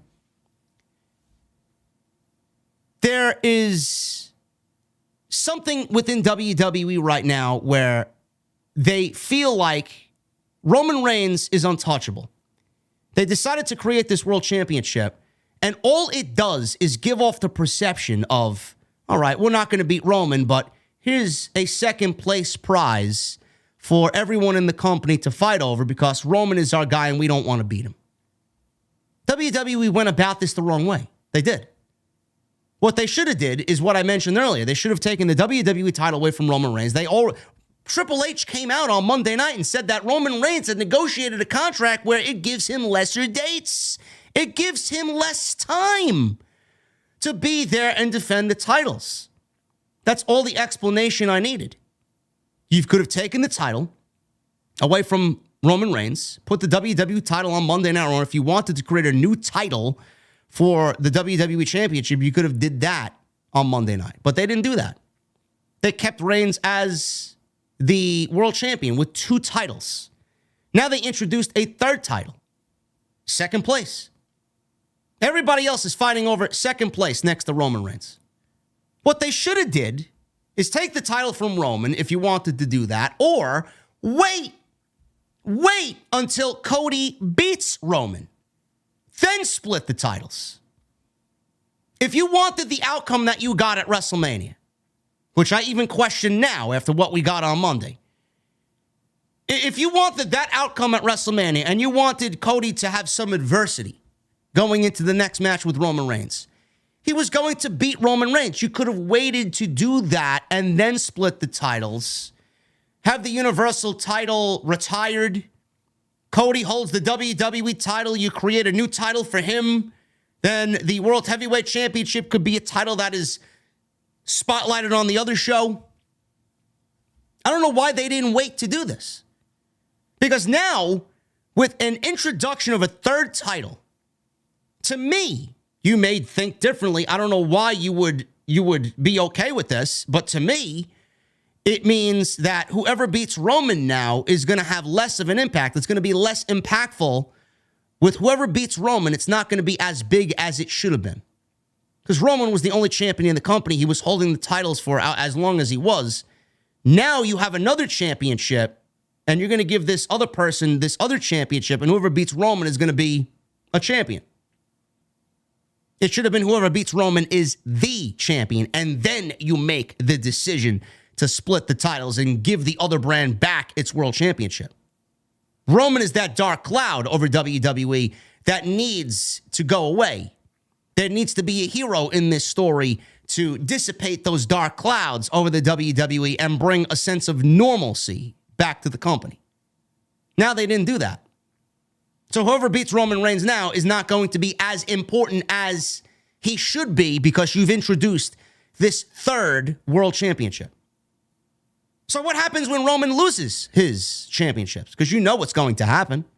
When, I don't know. SummerSlam, Do they take it to WrestleMania 40 next year? I don't know. If it's Cody, I said this on Monday, Cody's going to beat Roman because Cody's not winning this world championship. I still see a lot of people talking about, oh, Cody's going to be the world champion. No. Cody is not winning the World Heavyweight Championship. That would be them abandoning, finish the story. That would be them abandoning everything that you saw at WrestleMania. Cody is basically at a point where he has to chase Roman Reigns. Roman Reigns is his only destiny. That's it. Cody's not winning the championship. So end that narrative right now, right here. Is Cody going to get drafted to the same brand as Roman Reigns? I mean, he could. We could see that for the sake of dramatic effect. There may be another way for him to do that. We don't know what WWE's got planned. But on top of whoever beats Roman having it be less impactful, WWE at this point is looking at a third world championship, second place consolation prize.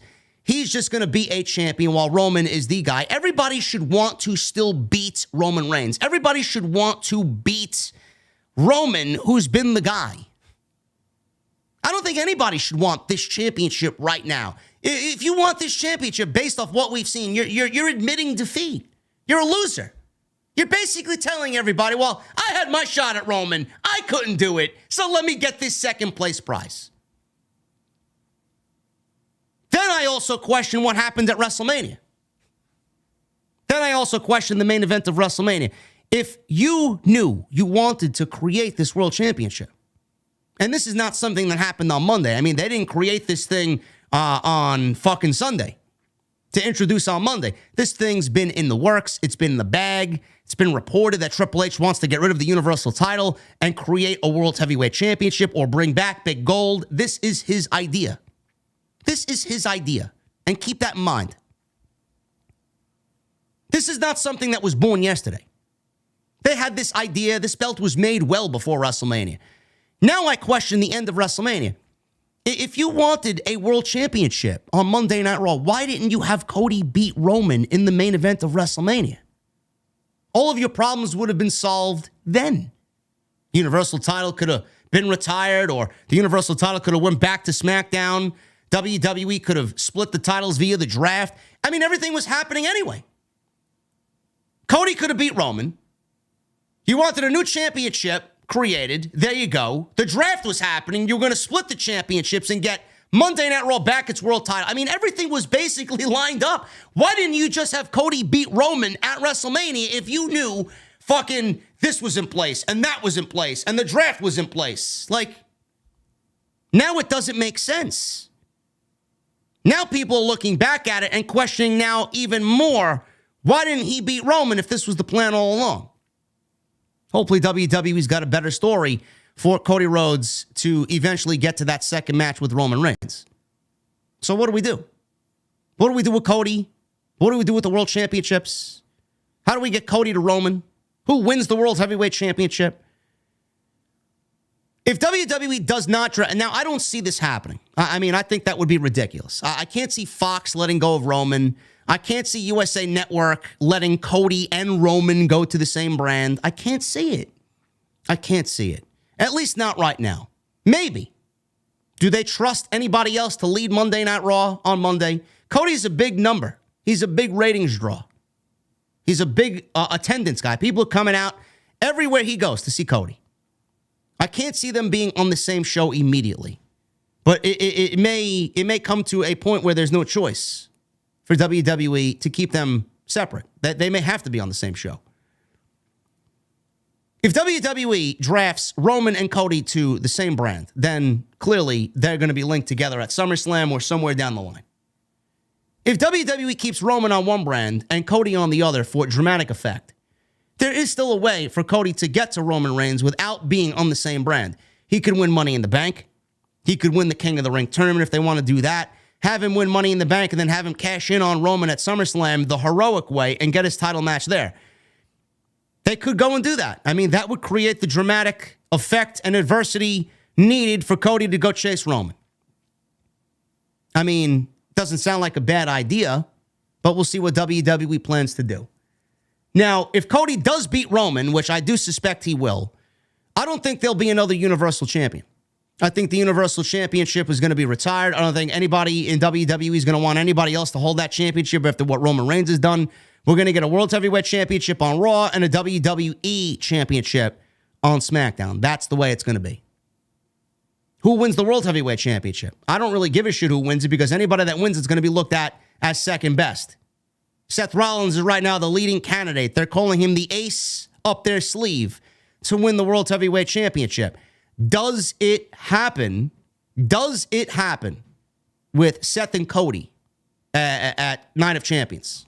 Because Cody is not going to be drafted to SmackDown with the same for Roman. They're not going to put them on the same brand. I don't know. There's a lot of questions coming out of all this. But right now, Seth Rollins is the leading candidate to win the World Heavyweight Championship. But I'm thinking about this and I'm looking at it and I'm thinking about the World Heavyweight Championship situation and the fact that Roman is still holding 2 belts and Triple H unveiled this new World Heavyweight Championship on Monday night. There's a reason why. And you guys can sit there and think I'm some conspiracy theorist, or you could sit there and, feel like I got nothing but Vince is to blame for everything. Hear me out. The way I see this for WWE is Vince never wanted Roman to lose the championships. I mean, Vince basically laid it out for you that he was in creative at a higher level. Triple H is the spokesman for everything creative. He is chief content officer in title only. He had to go out there on the night of WrestleMania during the post-show media scrum and tell everybody that the story is always going to have layers and Roman's in the 3rd inning of this story. And, the story is always going to be evolving. He gave the absolutely nonsensical political answer that he had to shill to the reporters and the journalists. There's no doubt in my mind that the ending of WrestleMania was a Vince McMahon call. If Vince is booking this shit, he wants to see it through as long as he can. I have a feeling that Vince booked Roman Reigns to beat Cody Rhodes at WrestleMania. And there are multiple reasons why I feel that way. But if you look at the Bloodline story, you look at Roman Reigns just by himself specifically. That is a Vince McMahon pet project. That's not a Triple H project. That's a Vince McMahon project. The Bloodline is is somewhat a Triple H project with Sami Zayn and Kevin Owens involved, but it is mostly a Vince McMahon project. Like the Bloodline is Vince McMahon's. It all started with Vince McMahon. It's going to end with Vince McMahon. Vince McMahon booked the ending of WrestleMania. There's no doubt in my mind. If Triple H was completely in charge, and we know he was not the night of WrestleMania, night 1 and night 2, because Vince McMahon was there with the headset directing the show. You knew he was a part of creative. He said so at a higher level. If Triple H was completely in charge and Vince McMahon was fucking dead and gone, I do firmly believe that Triple H would have ended the story with Cody Rhodes at WrestleMania, because that's what he would have done.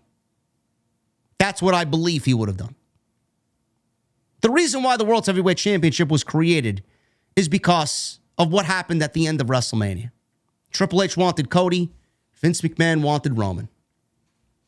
The World Heavyweight Championship represents the creative aspect of the company. Triple H wants to get rid of the Universal title.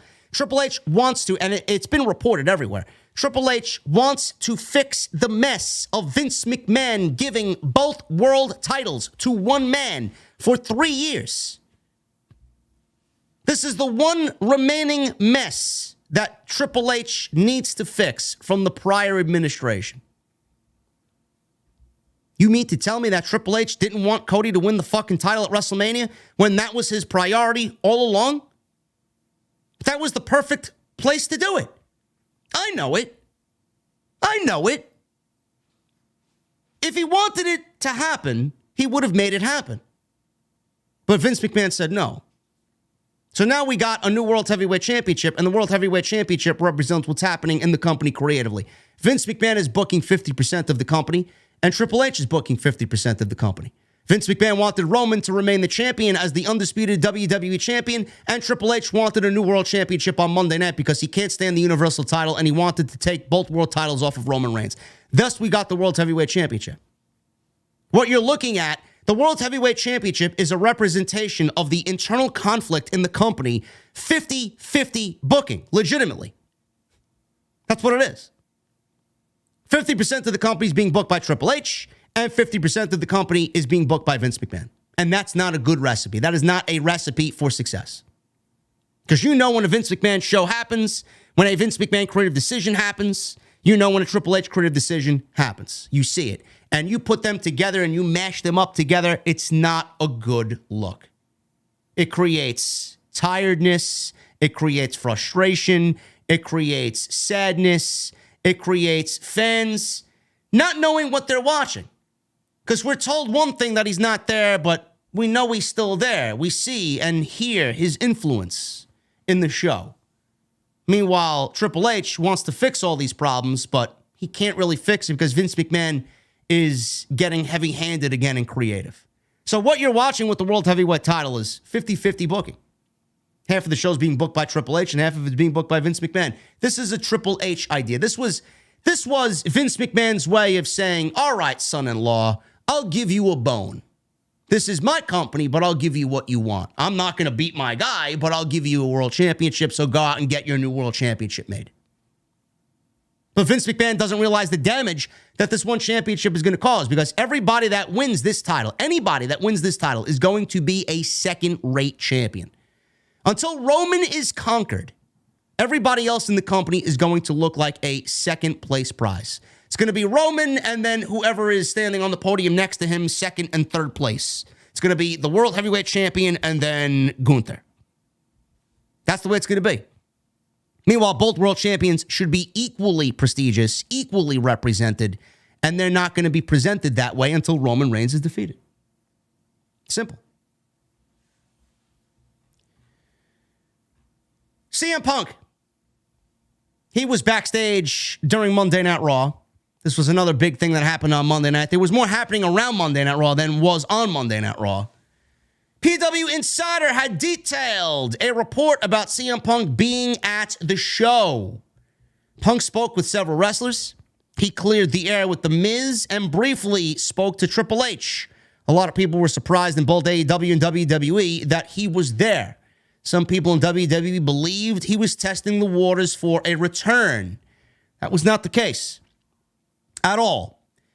So PW Insider tells you what's going on here. Punk flew with WWE talent from Florida as he was doing commentary for Cage Fury Fighting Championships over the weekend, and just so happened to be on the same flight with WWE crew. On the flight, he found out that WWE was in Chicago, very close to his home, the Allstate Arena. He arrived at the venue with other WWE stars, so that's how he got into the building and remained in the common area in full view of anyone who walked by. He was never in a private room. He was never really backstage. They shook hands. Regarding his chat with Triple H, Punk asked if it was all right if he was there and if Triple H had time so they could talk for 2 minutes. Triple H allegedly said that he had to make sure the big guy was okay with it, that he was there. Obviously a reference to Vince McMahon. Punk stayed in the area the entire time and talked with several wrestlers who walked in. Within 20 minutes, security told Punk to leave, and Punk did so respectfully, reportedly a decision by Vince McMahon. Vince McMahon called up security, head of security for WWE, Jim Kelly, and told Punk to leave. Although there was a belief that Punk was asked to leave because he was under AEW contract, that is not the case, as one WWE source pointed out, that the other AEW stars, such as Malachi Black and Andrade El Idolo, they were backstage and allowed backstage at the WWE Hall of Fame to sit with their wives during the ceremony. Another source stated that Punk is in a different situation due to his legal history with the company. The report noted that for those who have asked if this was Punk trying to gauge WWE interest, the answer is no. Punk, who is still under contract with All Elite Wrestling for a lengthy amount of time, can't negotiate with WWE at this point and is reportedly slated to return for the June 17th show, which will be for AEW's debut of Collision. The internal reaction within WWE was disbelief that he was there, except for those who saw him.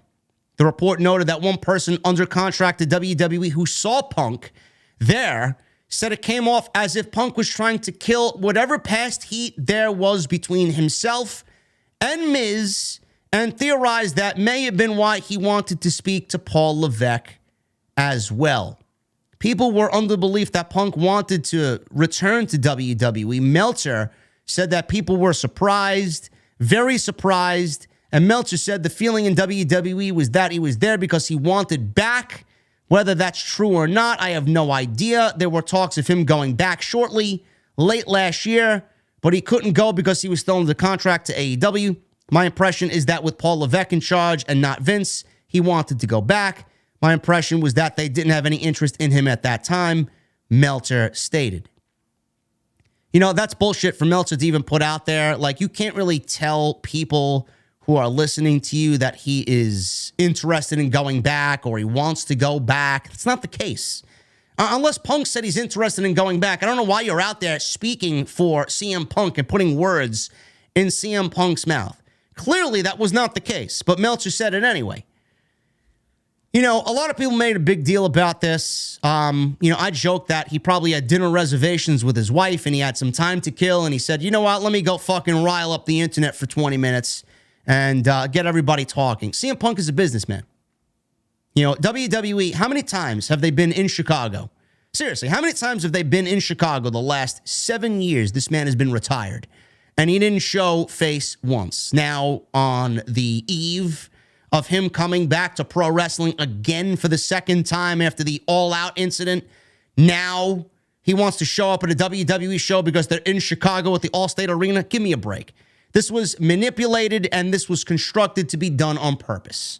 No doubt about it. CM Punk is somebody that is smart. He knows what he's doing. He knows that he's going to get people talking, and it's going to generate a lot more buzz for him and his eventual return. It also presents CM Punk in a light that he wants to definitely try and dumb down. A lot of people think he's greedy. A lot of people think he's to blame for all this and that he's heartless and blah, blah, blah.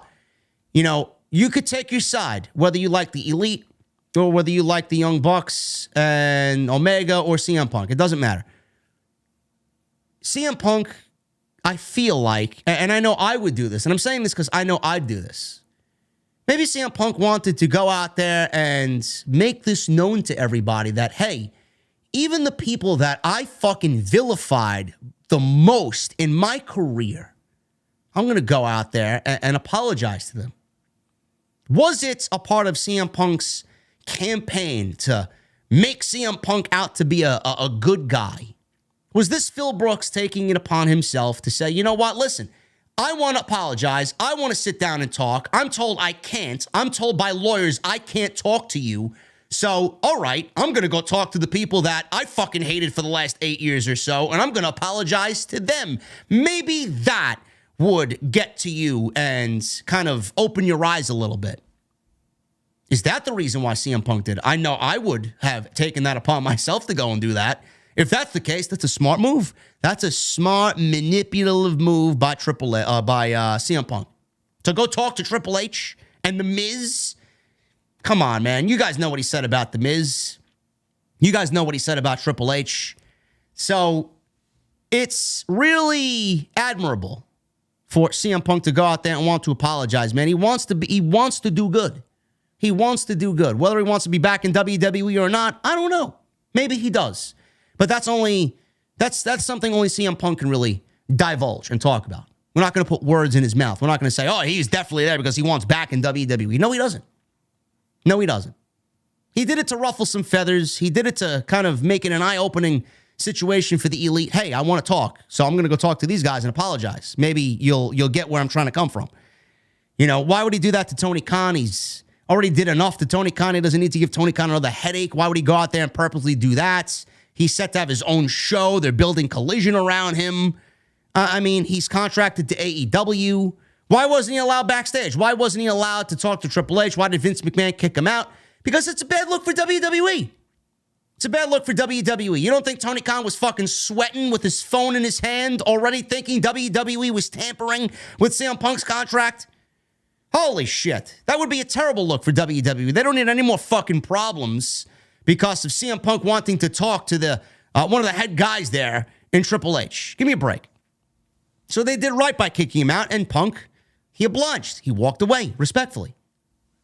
Everybody blew it out of proportion, man. Oh, Punk is back in WWE. He wants to be back. No, he doesn't. He did it because of what's happening with him in the months to come. He's getting people ready for his inevitable return. The meeting with Chris Jericho that was supposed to happen. It happened. And it went well, according to Wade Keller of Pro Wrestling Torch.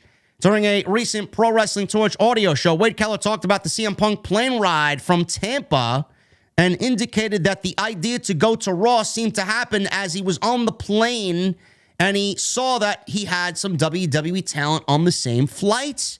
Sounds like Punk, says Wade Keller. Didn't just show up cold. He was on a flight with some people, and connecting the dots only here, some people made it seem the idea entered Punk's head based on his interactions with WWE people that on that flight, maybe he'd be welcome or it'd be a good idea to visit Raw. Sounds like Tony Khan was not given a heads up on this. The indications point towards Punk just kind of did this with the idea of being, it not being a big deal. It's just that he wanted to say hi to some friends when they were in Chicago. But like I said, WWE was in Chicago for the past 7 years, every single year, and Punk never showed face. But this year, he showed face. Sure, he wanted to visit some friends. Sure. Part of me thinks that this is going to kind of blow over as a non-factor in the big picture trajectory of Punk in AEW. It's already blown over. It's a non-issue now. Keller added that Punk visiting Raw will be seen by his critics as another bit of a warning sign of just Punk's judgments in terms of reading the room of how to lay low and help Tony Khan create a successful plan to reintegrate Punk into a volatile situation so they can get something for the money he paid him to come in. Keller also confirmed that the meeting with Jericho, CM Punk, and FTR as the neutral party went very well. Keller said, I heard the meeting took place with Jericho and FTR. I think it was supposed to be on Friday. That might have been why he was in Tampa, and I just heard from one source that it went well.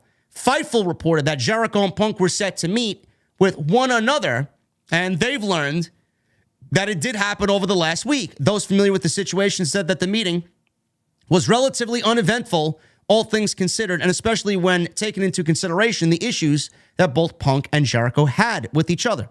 When Punk first joined AEW, we're told that Jericho approached Punk to establish that bygones were bygones, and Punk had replied in kind as long as there were no reasons to have any issues going forward. Jericho was to have said that he shouted at Punk after Brawl Out, and Punk called Jericho a stooge during a recent Instagram stories post. Sources familiar with the situation also claim that it seemed as if the two could end up working together without issue, but also pointed towards Punk's recent history as well as Jericho's long-term history of welcoming confrontation. One source said, well, it's a positive that Jericho and Punk didn't fight. They then followed up jokingly and said, well, not yet. It sounds like the meeting was simply to talk over how to introduce Jericho back creatively to AEW, and his first opponent or opponents will be Jericho and the Jericho Appreciation Society. Doesn't sound like they sat down to squash whatever problems they had. Sounds like whatever problems that they had were squashed before that meeting. I don't think Jericho had any lawsuits or lawyers against him to talk to CM Punk, and vice versa. Jericho wasn't a part of the Brawl Out situation. He wasn't suspended. He was there. He knows what happens. But Jericho and Punk probably talked this out well before this meeting even took place. And this meeting was simply made to conduct creative on how to bring Punk back and introduce him to the AEW audience. Who his first opponent's going to be, who his first feud's going to be, and how it's going to be fleshed out. That's what it sounds like this meeting was about. Not to apologize and squash beef. I think that was done well before this. FTR was there as a neutral party. For what reason? They're going to be a part of the feud. I'm glad everything went well. But you got to give it to Jericho, man. Jericho had nothing to do with the Brawl Out situation, and he's now thrown himself into the Punk situation to be the first feud for CM Punk on his way back and be in the spotlight even bigger than he has been in all of AEW so far. Gotta give him credit. When Jericho sees money, he goes after it. When Jericho sees an opportunity to get himself over, man, he goes after it. A lot of these younger guys could probably take some initiative like Jericho and be better off. The Saturday night show that CM Punk will debut on June 17th will include a CM Punk tagline. Brian Alvarez talked about Collision on June 17th. He also stated that he was told that the debut of Collision will have a special CM Punk tagline like we got for the first dance on AEW Rampage. Ahead of Punk's debut in AEW, 2021's Rampage saw the first dance. Not the last dance, the first dance for that episode of Rampage. Now, what I know, says Alvarez, is that they have a tagline for this show. I'm not talking about a tagline for Collision. I'm talking about a tagline for that specific show at the United Center. Whatever it is, I believe it's CM Punk related. I think this time they're going to announce that is going to be where he is going to be returning, and it's not going to be like the first time where we, were teased along the way and it was some big surprise. I don't know that for sure, but the fact that they have a Punk-related tagline tells me I think at some point we are going to be told in advance for the debut of this big show. Now, this goes along with the reports of a brand split. Some say it's going to be a soft brand split. Some people are saying it's going to be a hard brand split. AEW's canceling their dark shows. Elevation was canceled, and they may cancel Dark for all I know. I don't know. But Tony Khan is going to have Dynamite and Collision be the top two shows as his priority for AEW television. With Rampage sitting where? I don't know. Where it falls in line of importance, I don't know. And then you got Ring of Honor basically operating as Dark because nothing happens over there worth anything. And they're more dark than Darkest. So I don't know why you need Dark Elevation and Dark and then Ring of Honor when all three shows are exactly the same thing. So Ring of Honor now has become the new Dark. And Tony Khan is going to focus mainly on Collision and Dynamite. Good. Whatever it is, CM Punk tagline, I'm excited about it. Can't wait for him to come back, and that's going to be a big show. And finally, guys, kind of a sad tweet for the week here. I don't usually do sad tweet, but we got Chavo Guerrero kind of embarrassing himself on social media this week. He says in regards to Rey Mysterio, thank you for keeping Eddie's name alive, but we don't need you. We're good. You know what I'm saying? So Rey Mysterio and Dominic Mysterio had a very good match at WrestleMania, and Rey was inducted into the Hall of Fame at WrestleMania 39 the night before. He made his entrance in a lowrider that was driven by Snoop Dogg using the Los Guerreros Light, Sheet, and Steel theme, tribute to Eddie Guerrero. Fantastic. While doing a virtual signing with Captain's Corner, Chavo Guerrero Jr. spoke about Mysterio throughout it, including joking about how Mysterio has been trying to be a part of the Guerrero family for a while. Guerrero talked about the feud he had with Rey in WWE and how he was, how he and his family are tired of people prostituting off of the Guerrero name for storylines and angles because he and Eddie worked hard to build the Guerrero name. The idea of doing Chavo versus Rey at WrestleMania 40 was brought up. Good luck with that. He said that Rey couldn't hold a candle to him right now, seemingly speaking in character. I gotta tell you this, he says. I just don't understand why Rey Mysterio still has to ... Look, we all love Eddie Guerrero, but we're not going out with his gimmick and our gimmick. It was Los Guerreros gimmick.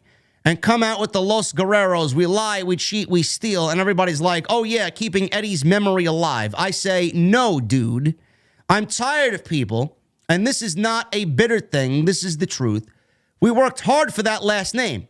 The whole family worked really, really hard to get that name to where it was. And we're tired of people prostituting it in a sense and using it for their benefit. So Rey Mysterio, I'm sorry that no one knows who Rey Mysterio Sr. is. Rey Mysterio Jr., No one knows who he is, and I'm sorry that you have to latch onto the Guerrero family name, and we're just kind of tired of it. So thank you for keeping Eddie's name alive. Thank you for keeping the Guerrero name alive, but we don't need you. We're good. You know what I'm saying. End quote. Now, clearly, everybody burned Chavo Guerrero on social media, following some tweets on Monday where Chavo accused Ray of prostituting Eddie's name for 16 years. Chavo then, of course, backed off and said that he was just playing a character and he was being a heel. Sure you were, bro. You didn't expect people to... You put this on social media, by the way. This was on social media. And you don't expect kickback from this on Twitter? Do you know where the fuck you are? Chavo tweeted, "This is how a heel should tweet. Hook, line, and sinker. I still got it." Apparently, the comment he made about Ray donating to help Eddie's daughters were all a part of a heel shtick. Guerrero also talked about potentially returning to the WWE to feud with Ray. He thinks Dominic needs to get his heat back, and someone like Bad Bunny shouldn't be getting the better of Dominic. He pushed for himself to be someone who could aid Dominic in the feud. Sounds like he wanted to be part of WWE. He knows that what they're doing is special. And what Chavo's got going on is nothing. And he feels like he needs to interject himself into the storyline because Chavo's desperate to get back on television in some meaningful way. What a joke. Some things are just better left unsaid, to be quite honest with you. I mean, I don't know how you didn't get emotional by watching Rey Mysterio go out there in a lowrider with Snoop Dogg with Lied, Cheat, and Steal playing on the PA in front of 80,000 fucking people.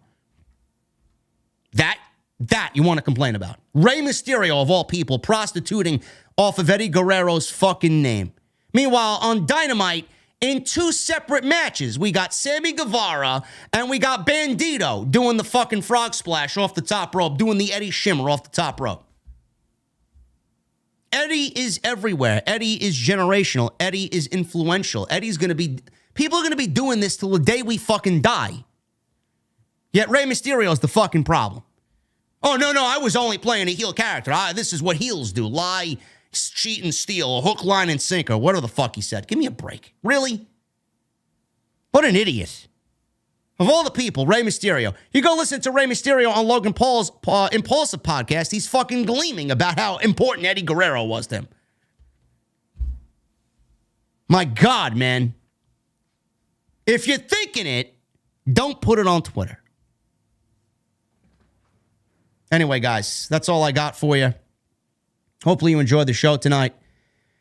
We had a lot to cover, man. A lot to get into tonight. And we got some super chats to go over, man. Please hit that subscribe button down below. Turn on the bell for notifications. Make sure you go check out all the other content on the channel, man. Plenty of it. You're going to have extras coming at you all weekend long. There's a couple of extras up there right now. We talked about MJF and what he said. Tweet and delete. Naomi, my thoughts on Naomi joining Impact Wrestling. Monday Night Raw live. Wednesday's Dynamite will be live tomorrow for SmackDown Friday night. Tons of content, man. Go check that stuff out. Hit that thumbs up. Let's try for 1,000 likes minimum on today's episode 475. And make sure you guys continue to get those super chats in. And follow me on social media at JD from NY206. That's Twitter, Instagram, TikTok, and Cameo.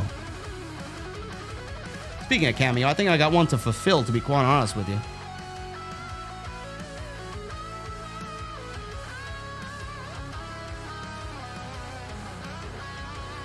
I think I got one to fulfill. 18 hours. Nice. Anyway, guys, let's get into the super chats. Soma BT with 13 months. Thank you, Soma. The writer is a Triple H guy who's trying to get him out. She might have been a Triple H guy. Who the fuck knows? Oh, she might have been a Triple H woman. Never mind. She might have been a Triple H enthusiast. Yes. Sunny Singh with a 1999 super chat. I just wanted to say thank you to everyone, including the OTS family, for giving my girlfriend, Wednesday Addams, the support when she told everyone she's going to rehab for 1 year. I feel sad and empty. Well, I hope she's doing well, Sunny. Hopefully she comes back when she is ready to. We'd love to welcome her back in the OTS venue. And thank you for the $19.99, brother. Max Emerson with a 3 months. Nearly a year since I became a fan, and now 3 months as a VIP. The show is the rare stability in my otherwise busy, hectic life. OTS for life. Max, thank you so much, man. That means a lot to me, bro. Frag Dude 44 with the 9 months. Wow, 9 months. Let's go. OTS been waiting for this all day. Thank you, Frag Dude. Willem Hendrick Fullard with a 28 months. Hi, JD. Love you, brother. You always make my life worth it. Brother, thank you so much, man. That means a lot to me. Appreciate you. Huda Ops with a 9 months. Hey, JD, how much longer do you think Vince can go on like this with all the lawsuits? There has to be a line somewhere, right? It's ridiculous. Hashtag fire Vince. Bro, the only thing that will get Vince out is the Grim Reaper. Anything else is not gonna work. The man is like fucking Teflon. He's got a lifetime bulletproof vest on him, man. Philip Newton with a $4.99. Get him out. Yeah. Andy Suppers with a 5. Get rid of Vince. Yes. I agree with both of you, gentlemen. Sonny Singh with a $9.99. Also, Wednesday Adams been supporting me since I had a car crash last summer. If it wasn't for her, I won't be standing up with my 2 feet again. I miss her so much. I'm sorry to hear that, Sonny.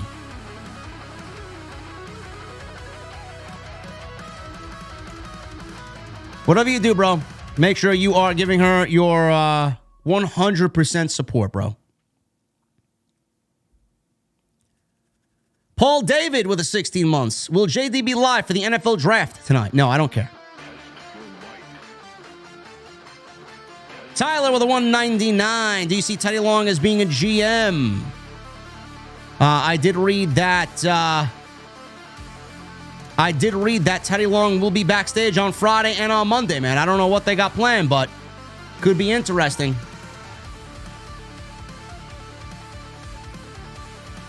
Could be interesting.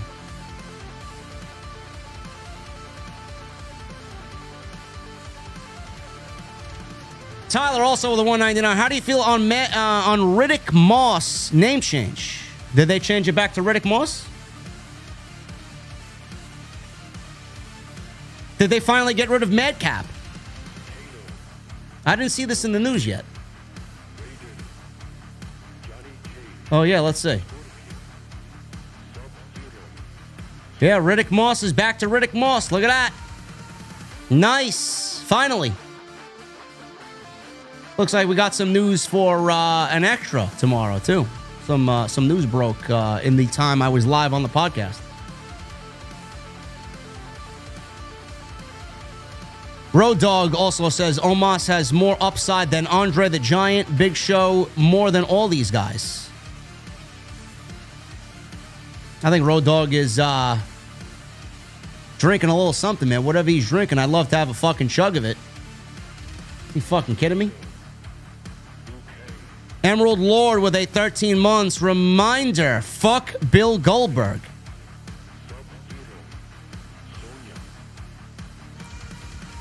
The amazing Dexter Slots with the new membership. Dexter, what the fuck are you drinking, brother? Thank you so much, man.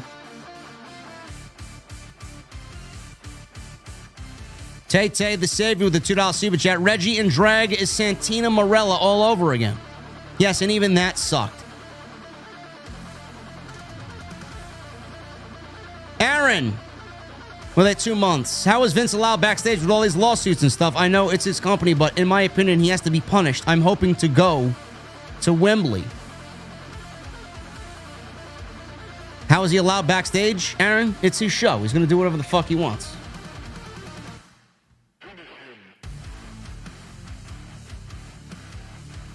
JC720 with a 9 months. This doesn't surprise me. Yeah, nothing about this at all is shocking. Ryan Callahan will still probably have his job. No faith. Ryan Callahan should be fucking fired, to be quite honest with you. A disgusting human being. James Gender with a 999. Do you think Sami Zayn and Kevin Owens will lose the tag team titles to the Usos tomorrow, since Sami has never been to Saudi Arabia and Saudi Arabia is hosting Night of Champions? No. I do not think they lose the tag team titles. That would be fucking awful. That would be so awful. It would undo legitimately everything you did with the storyline. Juan Lopez with the $2 super chat. God, do I feel bad for Reggie.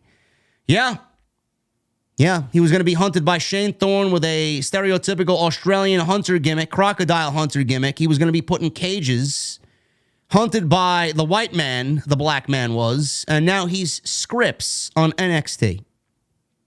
How he's still there is unbelievable to me. His gimmick now is awful. Do you see what they got him wearing on NXT? Holy shit.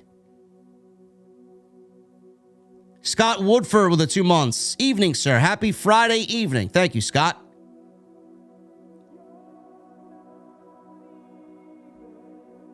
The TMB podcast. $2 super chat. What do you think of the name change? Riddick Moss. I like it. Finally. I never knew what a madcap was, so I'm glad that's gone. Now next week we'll work on Pete Dunne. ER Sane with a $2 super chat. A 78-year-old running the WWE and an 80-year-old running America. Why? I don't know. It's a good question. Jason Barker with a $5 super chat. Do you think they should throw away the WWE Championship and keep the new design as the regular WWE Championship? No. When Roman loses, the Universal title will be retired and the WWE title will be the main championship. There's no reason why the WWE Championship should go into retirement. None.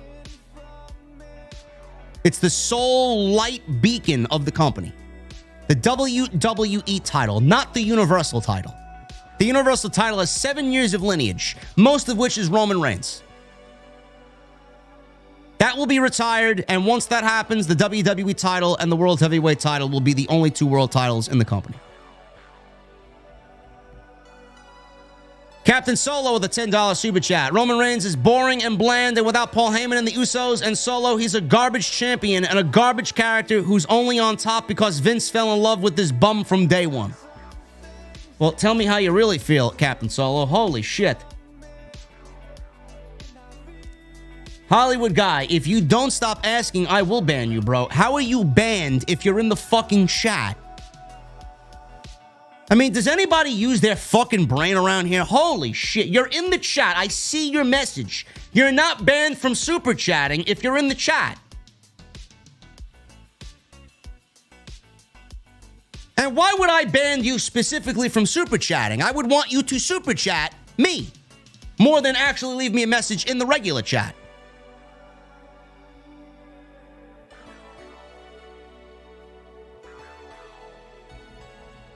Captain Solo, you can feel however you want, man. I disagree.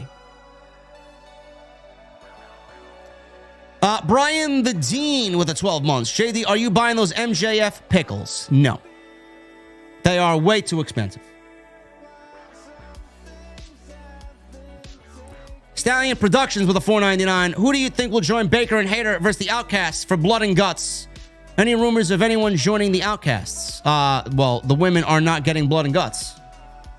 Blood and Guts will be the Blackpool Combat Club versus the Elites. I don't know where you've been, Stallions.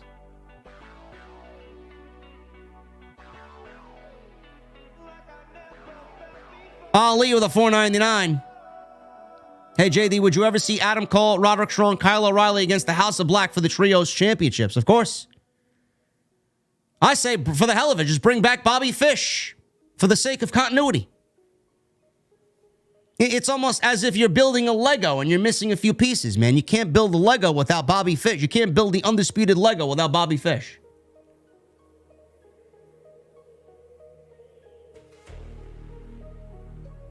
And Cody Snyder with a $5 super chat. Will there be a VIP stream Sunday? No. Unless something absolutely catastrophic happens, then we'll go live. Other than that, no. The reason why I do the Thursday streams is because Sunday night, I mean, listen, I'm not competing with these sports games, bro. 5 o'clock on a Thursday is much easier for me. I don't have to deal with fucking the NFL draft. I don't have to deal with the fucking NBA playoffs. I don't have to deal with football. The reason why I changed is because there's more against me than there is for me. If you can't catch it live, it will be up on the channel. It's okay. Plus, I like to have my weekends to do what I want, man. Sometimes I'm very tired. Sometimes I'm exhausted from the gym, and I just want to relax or just lay around the house and do nothing. Do you mind?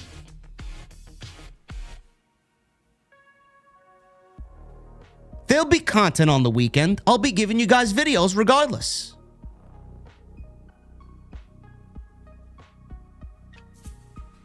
And Nick Williams with a $2 super chat. What's your favorite sandwich, JD? It's my favorite sandwich. It's a good question, Nick. I love a nice egg salad sandwich. I love egg salad. And a nice egg salad sandwich on pumpernickel bread this afternoon. Love it. A little salt and pepper. Good to go. Anyway, guys, I appreciate you joining me for this episode 475 today, man. Hopefully we entertained you tonight. Extras up. Go check out that one on Naomi. I may have something later tonight as well for tomorrow. So make sure you guys go and check that out. We'll see what happens. I'll scour the dirt sheets to see what's going on. There's always something. There's always something, man. Follow me on social media at JD from NY206. That's Twitter, Instagram, TikTok, and Cameo. Make sure you guys hit that subscribe button down below and turn on the bell for notifications. And please continue to hit that thumbs up, man. Let's try for 1,000 likes. You guys know the deal. Ty Sloan, late, 199. Thoughts on Jerry Springer dying. Rest in peace, Jerry Springer. Always used to see him on when I was home from school, and my mom always used to run to change the channel because she didn't want us watching that filth on television. But God rest his soul, man. Jerry Springer, dead at the age of 76 tonight. Thank you guys so very much, man. I'll see you back tomorrow night, man. We'll be live on the podcast with the first night of the WWE Draft right here on Off the Script. I'll see you guys later.